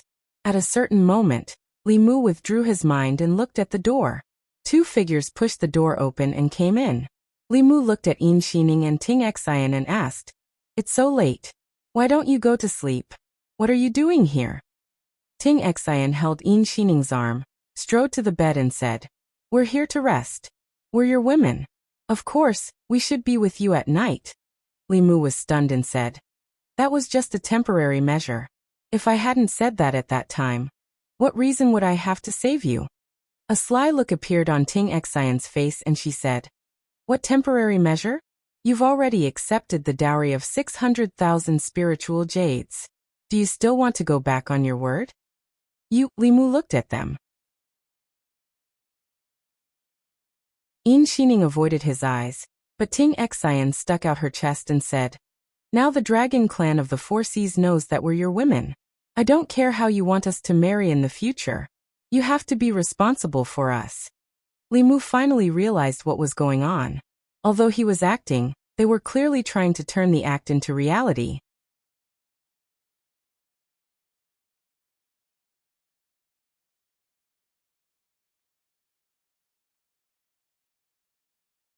Ao Guang and his wife gained 60 years of lifespan, just because they had two beautiful granddaughters. Ao Feng was so envious that he was about to cry. Unfortunately, the Dark Dragon race did not have such a beautiful young female dragon. Just as the Dark Dragon race's experts were at their wits' end, the Dark Dragon King Aowen suddenly said, "I have an idea." Ao Feng immediately said, "What idea? Speak." Aowen said, "Although we don't have them in the West Sea, other places have them. It doesn't have to be a dragon lady of the Dark Dragon clan. The Azure Dragon clan and the Silver Dragon clan can also do." Ao Feng glanced at him and said, "What does this have to do with our Dark Dragon clan?" Aowen continued, "Although he's not from our clan, if we act as the middleman, we'll be able to change his impression of us even if we don't make any contributions." Ao Feng thought for a moment and asked, "What do you mean?" Aowen said, "Don't forget, there is a debt in the South Sea. We haven't settled it with them yet." Ao Feng's eyes lit up. "You mean?" Early the next morning, Li Mu came out of the Crystal Palace with women in his arms. Yin Xian and Ting Xian held his arms on both sides with happy smiles on their faces. It looked like he had a good night last night, but in fact, nothing happened last night. The Empress had a name, but she did not give Li Mu the right to act first and report later. The Empress was forced to accept the result of Su He and Phantom Princess's matter. This time, if Li Mu acted first and reported later, what awaited him would definitely not be the same as before. At that time, he would definitely have to face the Empress's storm. In addition to this reason, Li Mu also had to take care of Wan Wan and Xiao Bai's feelings. After all, they were the first to appear by Li Mu's side, but they were repeatedly cut in line by others. In their hearts, they would definitely feel that Li Mu did not like them anymore. Little girls like to let their imaginations run wild, so he had to consider their feelings. The White Demon King's family originally planned to leave the East Sea, but after a night, they changed their mind and planned to stay here. Before leaving, the White Demon King looked at Li Mu meaningfully and said, "Take care of them, and remember to come back to the East Sea often." He did not let Yin Xian and Ting Xian stay. Instead, he let Li Mu take them away, as if entrusting them to him for the rest of his life. Li Mu nodded and said, "Don't worry, I will take good care of them." The mother of the two sisters also brought them to the side and said something. After that, the eyes of the mother and daughters were a little red. 2 hours later, Li Mu led the two sisters and the Black Dragon race to the East Sea's coast. On the way, Li Mu looked at Ao Feng and said, "After reaching the shore, return to Mount Baiyun first." Ao Feng rolled his eyes and said, "We still have some things to deal with. After we are done, we will return to Mount Baiyun." In the past, the Black Dragon race did not like Fulu school. After all, living under someone else's roof and being controlled by others was not a good life. However, the situation now was different. They wished they could stay at Mount Baiyun. Not to mention 8 or 10 years, if Li Mu could extend their lifespans by 60 years, they would be willing to move the West Sea Dragon Palace to Mount Baiyun. Li Mu nodded and said, "You guys go do your things first." He was not worried that Ao Feng and the other Black Dragon race experts would run away. The backbone of the Black Dragon race was at Mount Baiyun. The Black Dragon race would not abandon their people. After Ao Feng and the others left, Li Mu, Yin Xian, and Ting Xian came to the East County. He accompanied them to walk around the East County and taste the local delicacies. They had been restricted for a long time, and had not come into contact with the mortal world for a long time. Just as Li Mu was taking the two sisters to play and relieve his mood, Ao Feng brought the other 3 elders and the Black Dragon King to the South Sea Dragon Palace. The 4 elders and the Black Dragon King came to visit the strongest Black Dragon race in the 4 seas, which shocked the entire South Sea Dragon Palace. The Azure Dragon race and the White Dragon race were the weakest in the 4 seas. Only the Dragon King and the first elder of the Azure Dragon race were at the 7th realm. The Black Dragon race had so many experts that it was enough to destroy the entire Azure Dragon race. The Azure Dragon King led his people out of the South Sea Dragon Palace and asked nervously, "Elders and the Black Dragon King, why did you suddenly come to the South Sea?" Aophone glanced at him and said indifferently, "If I remember correctly, the Black Dragon race and your Azure Dragon race still have a marriage agreement, right?" The Azure Dragon King's heart skipped a beat. He immediately said, "It's because I did not discipline her well that the ignorant junior sneaked away. We have already returned the betrothal gifts double the amount that the Black Dragon race gave." Aophone looked at him coldly and said, "Do you think that returning the betrothal gifts double the amount can redeem the Black Dragon race's lost face? I have brought the betrothal gifts for you this time. Which dragon girl of the right age in your race do you have? We want to take them away." "There are no dragon girls of the right age in our race." The Azure Dragon King looked worried. He finally gritted his teeth and said, "Man Exion, come out." Behind him, a dragon girl's face was pale. She shook her head and said, "Father, I don't want to marry them." The Azure Dragon King's expression was solemn.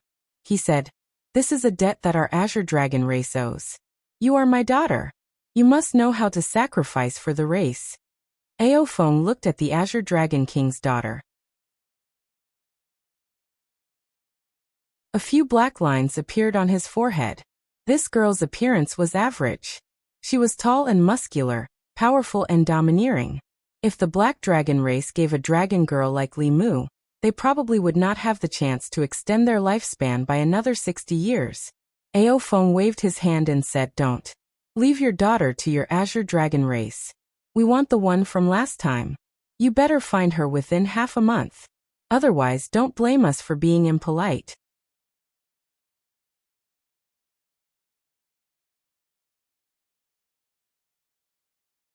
Chapter 634. The Azure Dragon race originally had the opportunity to form a marriage alliance with the Black Dragon race.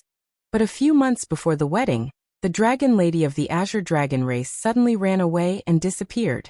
Not only did the marriage alliance come to an end, but it also completely angered the Black Dragon race. Now that the Black Dragon race's elders and Dragon King came to question them, the Azure Dragon race had to give them a satisfactory explanation. Otherwise, the Southern Sea would never have peace again.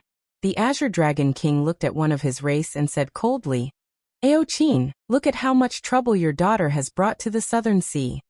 The middle-aged dragon lowered his head and said apologetically, "It's all my fault for not teaching her well. Please punish me, Dragon King." The Azure Dragon King waved his hand and said, "Punish? What's the use of punishing? If I punish you, will the Black Dragon race let us go? The most important thing now is to get your daughter back and solve the problem the Azure Dragon race is facing." Aochin looked troubled and said, "I also don't know where she is." The Azure Dragon King glanced at him and said indifferently, "Don't think I don't know. You are still in contact with her. In the past, the Black Dragon race didn't force you, so I could turn a blind eye. Now that we are facing a strong enemy, I can't ruin the entire Azure Dragon race because of her." Aochin lowered his head and was silent for a long time. Finally, he sighed and said with difficulty, "Okay, I will call her back." Li Mu brought In Exion and Ting Exion to play for a few days and then returned to the divine capital. Ting Exion and the Empress hadn't seen each other for a long time, and went to the Imperial Garden to catch up. Ling Long helped her look through the memorials in the Changle Palace. Li Mu looked around, and found that something seemed to be missing in the hall. He thought for a while and asked, "Where's Ching Exion?" In the past, when he came to the Changle Palace, Chung Exion would always be leaning on a pillar in the corner, gnawing on chicken wings, duck neck, or the pork shoulder made by the imperial chef. Today he didn't see her. There was no aura of her in the entire palace. Ling Long raised her head and said, "Something seemed to have happened at home. She went back to the Southern Sea." Southern Sea? Li Mu was surprised. She was forced to escape from the marriage. How could she run back? He continued to ask, "What happened at home?" Ling Long shook her head and said, "She didn't say anything, but she left in a hurry. There must be something urgent. For her to return to the South Sea, the matter must be very important." Li Mu took out the sound transmission Dharma artifact that Mo Li had specially made for him, and activated it with his mana. After a long while, a voice came from the other side. Lord Li. Qing Xian's voice was somewhat downcast.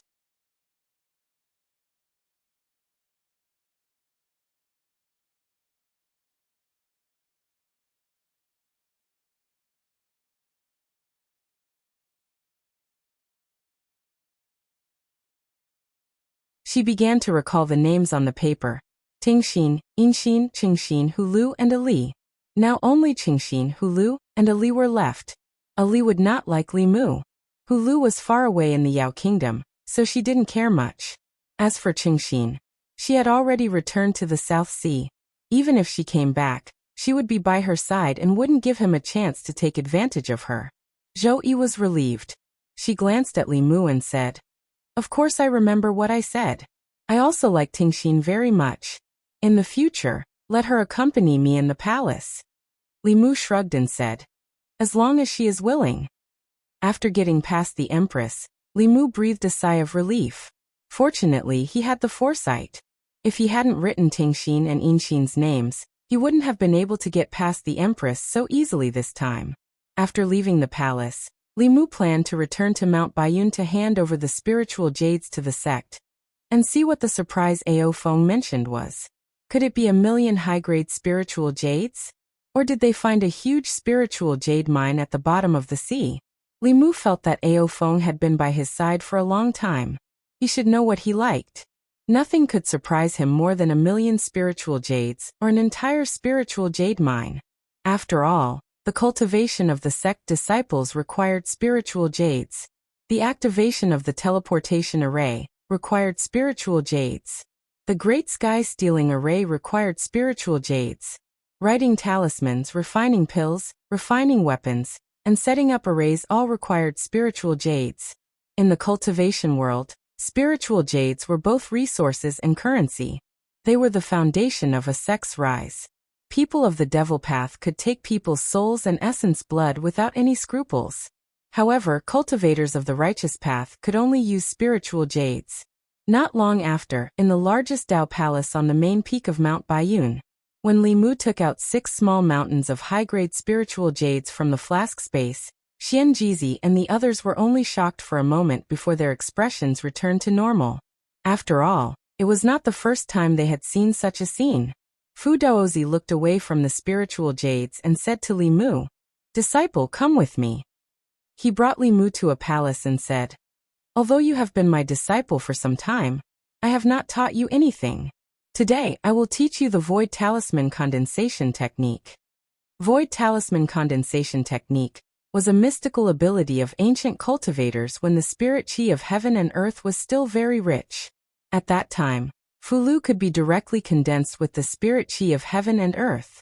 Now that the spirit qi was thin, they could only use spiritual liquid to write it in advance and use it in battle. Fu Daozi was the only exception. He had been in seclusion for several years. When he broke through to the next realm, he also comprehended the Tao of Void Talisman Condensation Technique. Moreover, he could use it in a space where the spirit qi was thin. This made his strength comparable to the experienced 7th realm like Ao Feng even though he had just broken through. However, Li Mu tried to condense a talisman in the void according to the method taught by Fu Daozi, but he did not succeed. He tried several times in a row but it was still the same. Fu Daozi was puzzled and muttered, "That's impossible. I'm not surprised that Xian Jizi and the others can't learn it. You are so smart. Why can't you condense a Fulu?" Li Mu tried a few more times and shook his head. "Perhaps, I haven't fully comprehended the Fulu Dao. In terms of knowledge, no one in the cultivation world could compare to Li Mu. He knew how to write talismans, refine pills, refine weapons, array formations, cultivate the body, the demon Dao, the ghost Dao, the demon Dao, the Dao of dual cultivation. He could be said to be a walking encyclopedia in the cultivation world. However, except for the Tao of dual cultivation, he could not be said to be proficient in other aspects. He knew much more about the Fulu Dao than Fu Daozi, but Fu Daozi had been immersed in the Fulu Dao for 100 years in his life. He had his own understanding of the Fulu Dao, which was something that Li Mu could not obtain no matter how many heavenly books he read. Just like how Xiaoyu was the only one who could use the ability to curse the heavens, Li Mu, who had established his heart for the heavens and the earth, could directly control the power of the heavens and the earth. Similarly, the ability to condense talismans out of thin air was a unique ability of Talisman Daozi. From a certain point of view, this was a reward after being recognized by the heavens and the earth. Even though Li Mu had more than 10 heavenly books, he did not fully understand the operation of the heavens and the earth. For example, this kind of tailor-made magic power, the principle of the sky-stealing array, the refining method of the sun-shooting bow, and the door of the heavenly book were all mysteries to him. Since he could not learn it, Li Mu did not force it.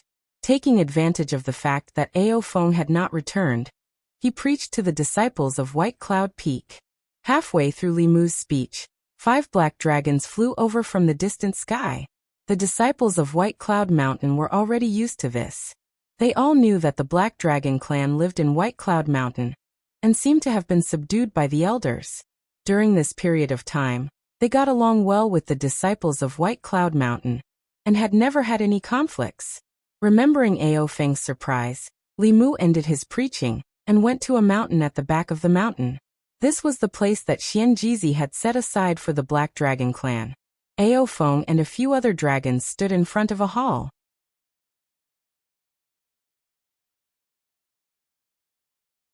Li Mu walked over and asked, "What's the surprise you were talking about?" Ao Feng pointed at a hall in front of him and gave Li Mu an extremely mysterious smile, saying, "You will know when you go in." He actually made it so mysterious. This greatly piqued Li Mu's curiosity. He impatiently released his divine sense to scan the area, but it was blocked outside the hall. Clearly, this hall was sealed by Ao Feng with a formation. This made the surprise they wanted to give Li Mu even more mysterious. Li Mu did not say much. He walked to the front of the hall, and pushed the door open. He was thinking about a pile of dazzling spiritual jades, but he only saw one person in the hall. No, it was a dragon. Li Mu looked at Qing Xian and said in surprise, "Qing Xian, what are you doing here?" When she was taken away by the Black Dragon clan's great elder and released from his cave, she was already in this hall. Qing Xian did not know where she was and what she would face next. She was worried and scared, and her mood was extremely low. Hearing this familiar voice, she suddenly raised her head and looked at Li Mu. After being stunned for a moment, she immediately said in surprise, "Lord Li, you came to save me." Li Mu was even more stunned. "What save you? What happened to you?" Qing Xian looked at Li Mu, and the endless grievances in her heart these past few days welled up. She flew into Li Mu's arms and cried, "Wu Wu, they said they were going to give me to a human. I thought I would never see you again." Li Mu looked at Qing Xian in a daze. In the next moment, he understood what the surprise Ao Feng was talking about was. Li Mu's face darkened. He said in a low voice, "Ao Feng, come in." There was no movement outside. His voice was blocked inside the hall. Ao Feng was actually considerate enough to soundproof this place. Li Mu slapped out a palm and the array shattered. He said, "Ao Feng, come in." As his voice rang out, Ao Feng immediately walked in. He smiled and asked, "Lord Li, how is it? Are you satisfied with this gift? This is the most beautiful dragon girl in the South Sea." Although Qing Xian was beautiful, Li Mu wanted spiritual jades, not dragon girls. Li Mu glared at Ao Feng and asked, "Who do you think I am? A lecher?" This was not something obvious, but Ao Feng naturally did not dare to say so. He looked at Li Mu nervously and asked, "Is Lord Li not satisfied? Do you want me to get another one from the South Sea?"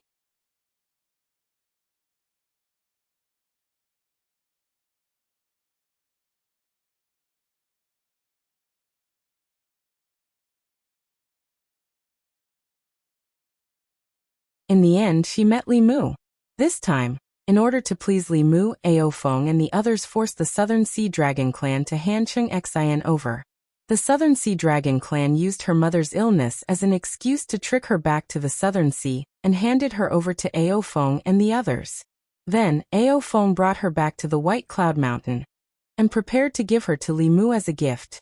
After going around in circles, She returned to the divine capital. Li Mu sipped his tea and said, "That's what happened. I thought they would give me hundreds of thousands of spiritual jades. Who knew it was Chung Xian?" Zhou glanced at him and said, "This shows that your image in the Black Dragon clan is like this. You should reflect on yourself. Why did they give you Chung Xian and not something else?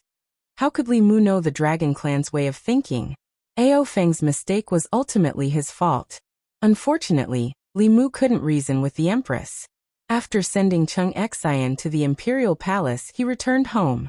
Ting Xian was temporarily living in the Imperial Palace, while Inxin was living in the Li Mansion. When Li Mu returned home, she was playing shuttlecock with Wan and Xiaobai.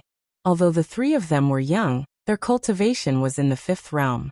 If they wanted to, they could make the shuttlecock never fall to the ground. Li Mu didn't know why they could play so happily. However, watching their graceful bodies flying up and down was also a kind of enjoyment. Li Mu looked at them for a while. Among the three women, Inxin was the strongest, followed by Wan. Xiaobai, who had stepped into the door of cultivation earlier than Wan, had the lowest cultivation.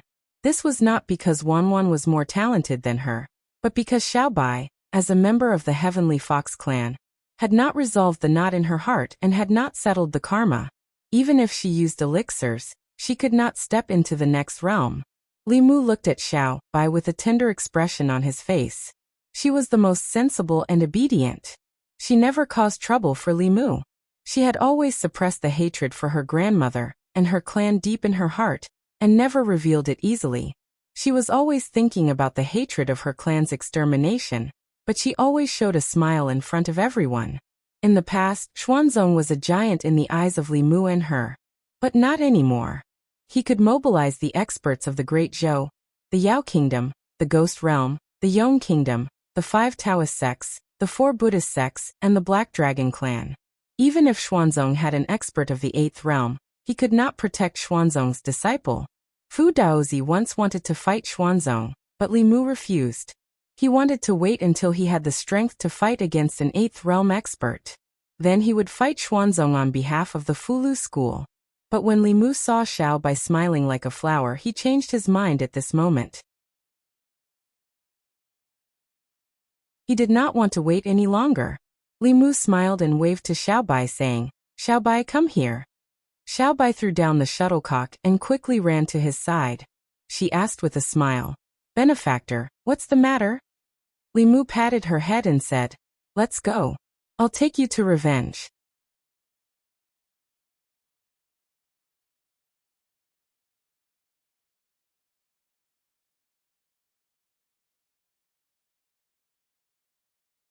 In the Yong Imperial Palace, he and the Yong Emperor had a private discussion. Not long after, the Yong Emperor personally escorted him and Xiaobai out of the Imperial Palace, saying, "Rest assured, Lord Li, I will definitely be there when the time comes." Li Mu cupped his hands and said, "Many thanks, Your Imperial Majesty." The Yong Emperor smiled and returned the greeting, saying, "What are you saying, Lord Li? You have done a great favor for the state of Yong. This is also an opportunity for us to repay your kindness."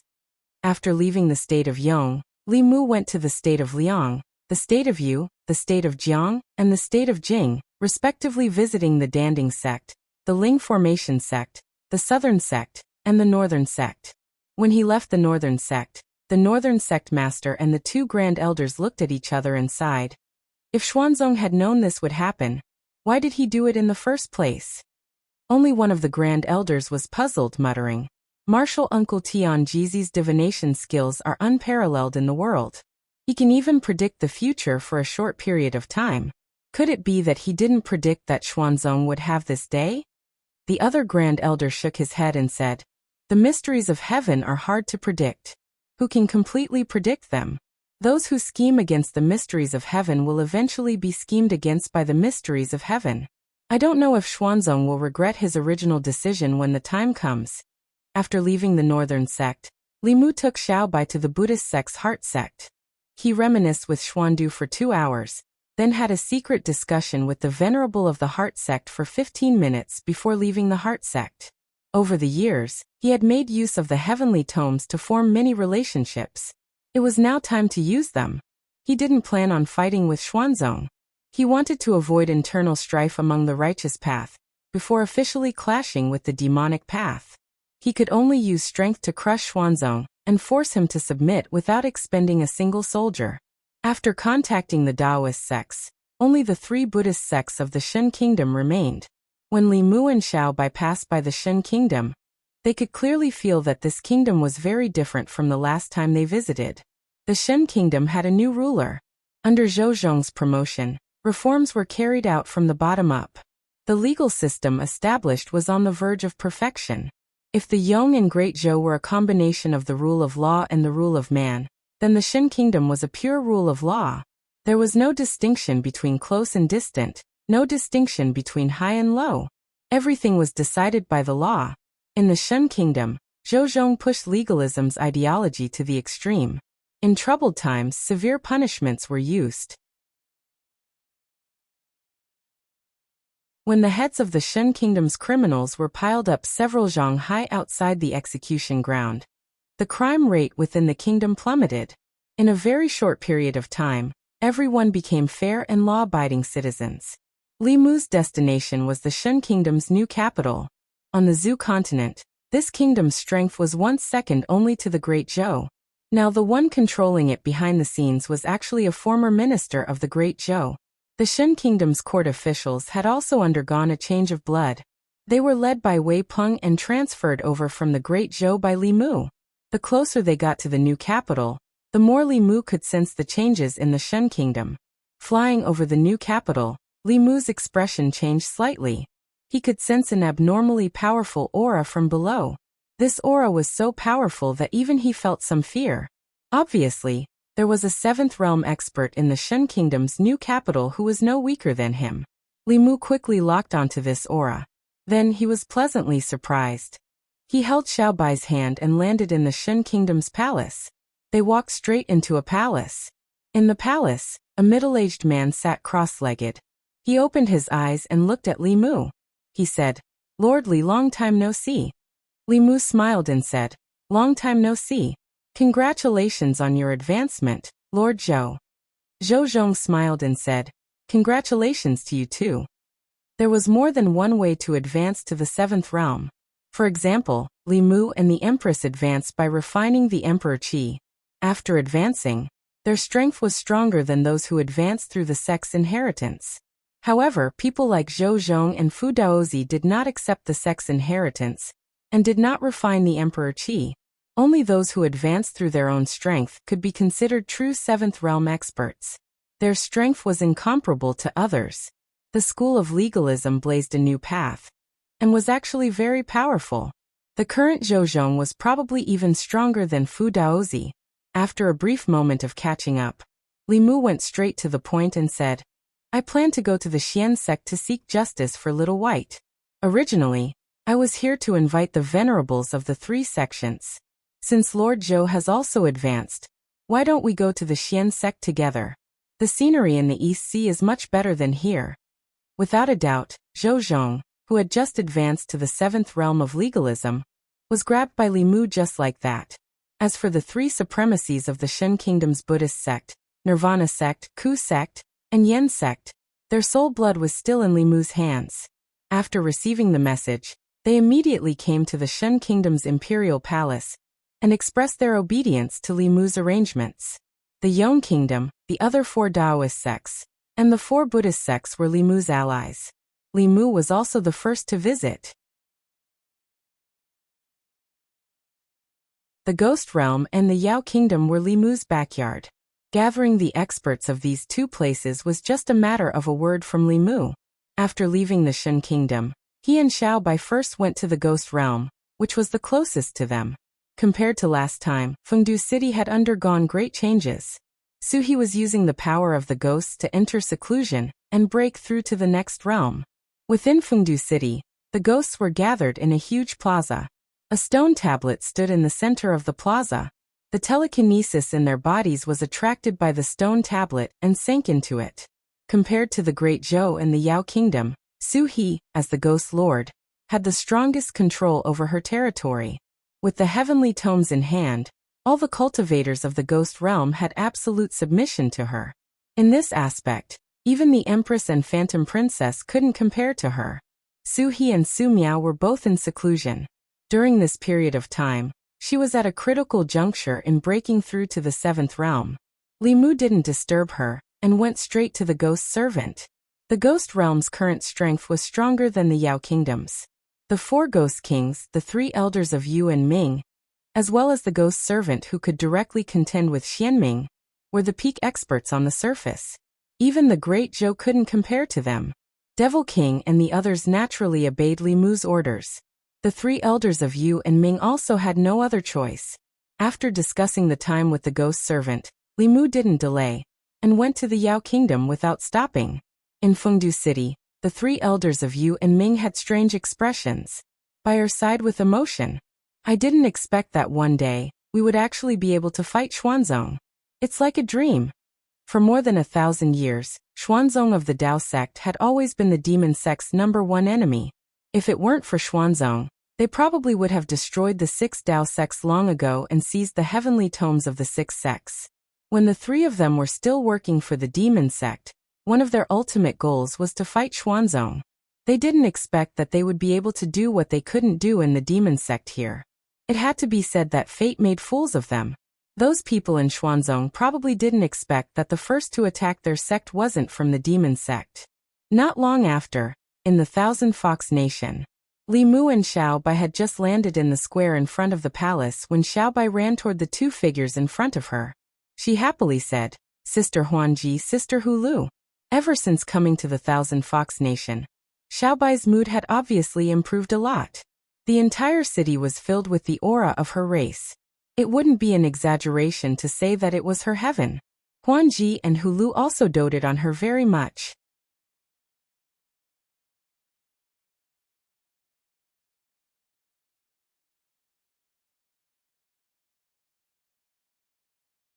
Chapter 638. Phantom Princess was a big fox spirit, and Xiao Bai was a little fox spirit. They were both foxes and were naturally easy to get close to. For Xiao Bai, who had always been by Li Mu's side and had never met anyone of the same race after she grew up, the Thousand Fox Nation, which was full of fox spirits, was undoubtedly her paradise. After summoning the Blue Wolf King, 9 Heaven Snake King, and Tian Shan Bear King, the 4 demon kings gathered and discussed the plan with them. Li Mu looked at Xiao Bai, who had never smiled like this before. He walked over and patted her head, saying, "Why don't you stay with Sister Phantom Princess first and meet us later?" Xiao Bai grabbed Li Mu's wrist tightly without thinking and said, "I'll stay with my savior." Seeing Li Mu and Xiao Bai disappear into the horizon, Hu Jiu retracted the reluctance in her eyes. Then she realized something and asked Hu Lu in a low voice, "What do you think is so special about him that we like him so much?" Hulu looked at her and shook her head, saying, "Unfortunately, he only likes 2 foxes." Sigh. After sighing, Hulu looked at Hu Jiu and asked, "What are you sighing about?" Hu Jiu looked at her and asked, "What are you sighing about?"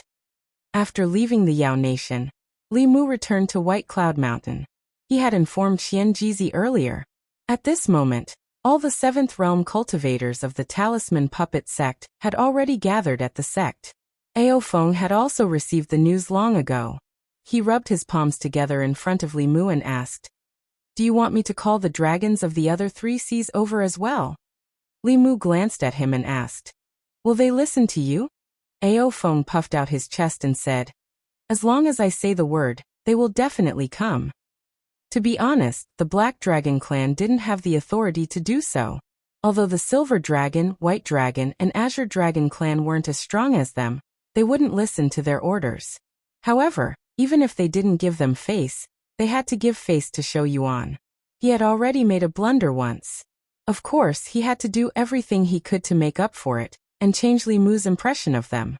Although the other 3 dragons had some conflicts with Li Mu and had lost a lot of spiritual jades to him, who would go against their lifespan. Ao Feng immediately ordered the other 3 elders to immediately head to the South Sea, North Sea, and East Sea to gather the dragon tribes of the 4 seas in response to Li Mu's plan. After arranging everything, Li Mu stood at the highest peak of Mount Baiyun and gazed towards the east. The mountain breeze caused his clothes to flutter. Xiaobai was nestled beside him. The setting sun gilded their silhouettes, forming a beautiful picture. At the same time, far away on the shore of the East Sea, Tianjizi, who was sitting cross-legged in a deathly silent space, slowly opened his eyes. The expression on his face was as calm as ever as he softly said, "They're finally here. East Sea. Penglai Archipelago." It was said that there were 10 continents and 3 islands in the world. Everyone in the 10 continents knew that the 3 islands were illusory. One was called Fangzhang, one was called Kunlun, and one was called Penglai. They were all legendary immortal mountains. It was said that if one could find these 3 immortal islands, one would be able to peek into the secrets of longevity. The Penglai archipelago wasn't the legendary immortal island.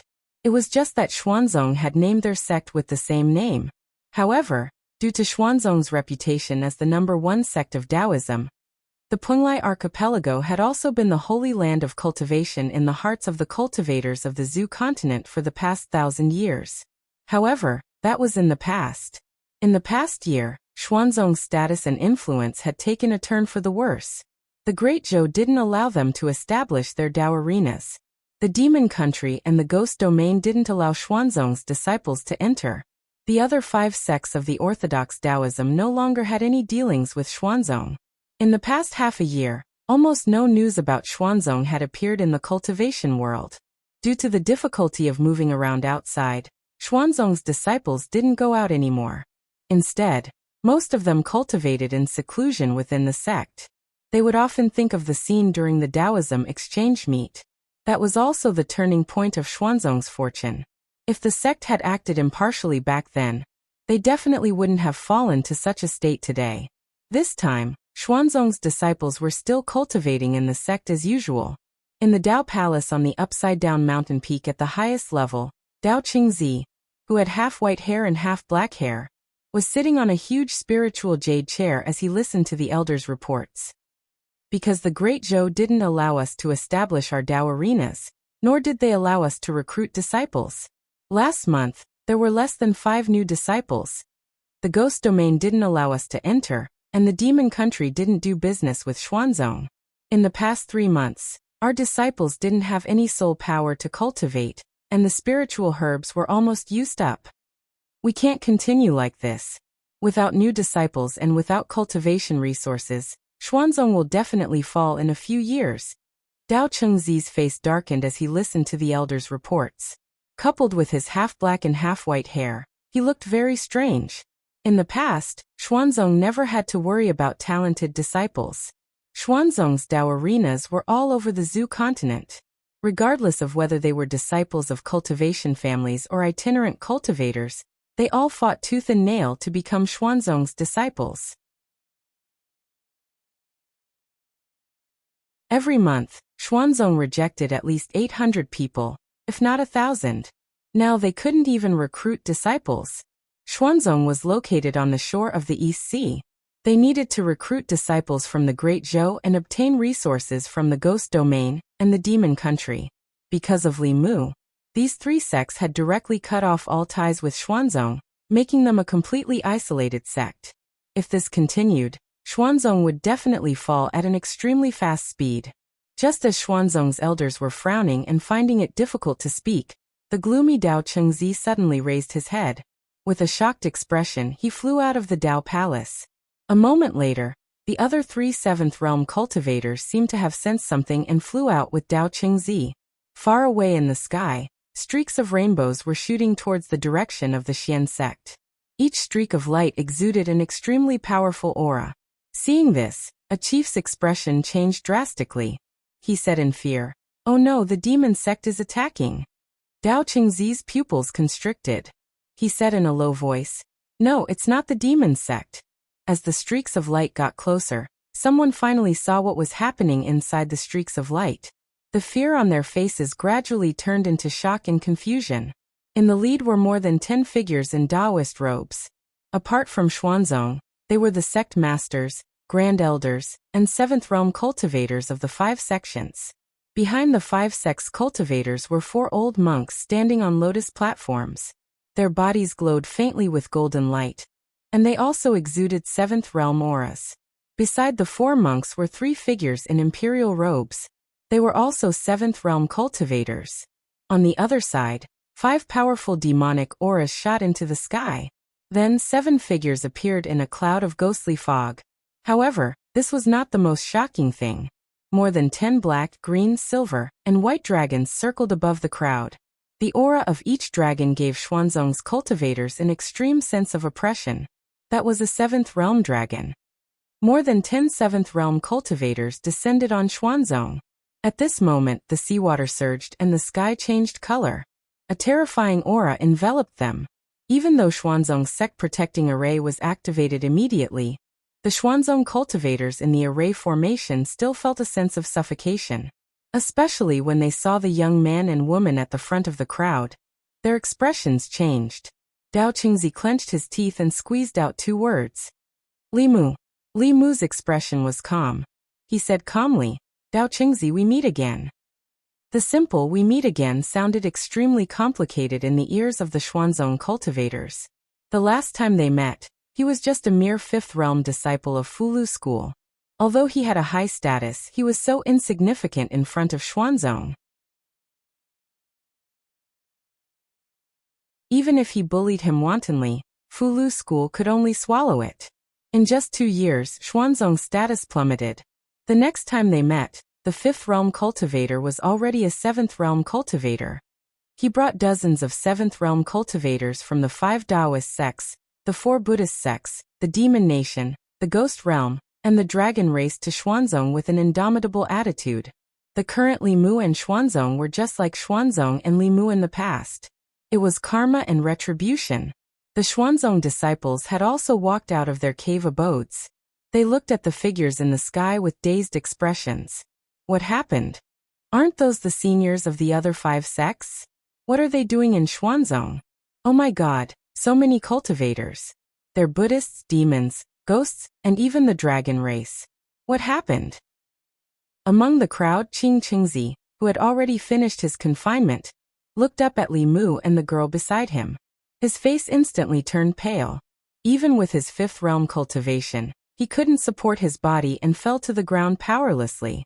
Dao Qingzi's face was also pale.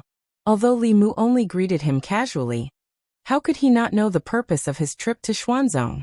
2 years ago, Xuanzong used his power to bully others and covered for Qingzi. After causing a ruckus at Fulu school, he left with his tail between his legs. 2 years later, the Xuanzong was also the one being bullied and humiliated. But now the Xuanzong was the one being bullied. Among the dozens of cultivators, including Li Mu, there were several whose cultivation was unfathomable. Not to mention the dragon race, even if all the cultivators of Xuanzong worked together, it would still be like throwing eggs at a rock. A trace of regret finally appeared on the white-haired half of Dao Qingzi's face, but the black half of his face became even more ferocious. He said sternly, "Other than the demon sect, you're the first one to lead people to attack Xuanzong in the past 1,000 years. Elixir Cauldron sect, Spiritual Array sect, South sect and North sect. Do you know what you're doing? Do you want to kill your fellow disciples?" Although his face was ferocious, anyone could see that Dao Qingzi was a bit cowardly at heart. After all, even if there were only half of the cultivators present today, they could still raise Xuanzong to the ground. Xuanzong's history of bullying others was gone forever. Li Mu looked at Dao Qingzi and said calmly, "Our sect has no intention of killing our fellow disciples. We're only here to seek justice. Are you going to hand over Qingzi, or should I go and take him myself?"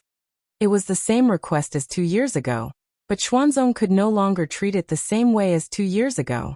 Beside Dao Qingzi, another Grand Elder and several first seats were silent for a moment before speaking one after another. "Senior brother, hand over Qingzi." "That's right, Martial Uncle."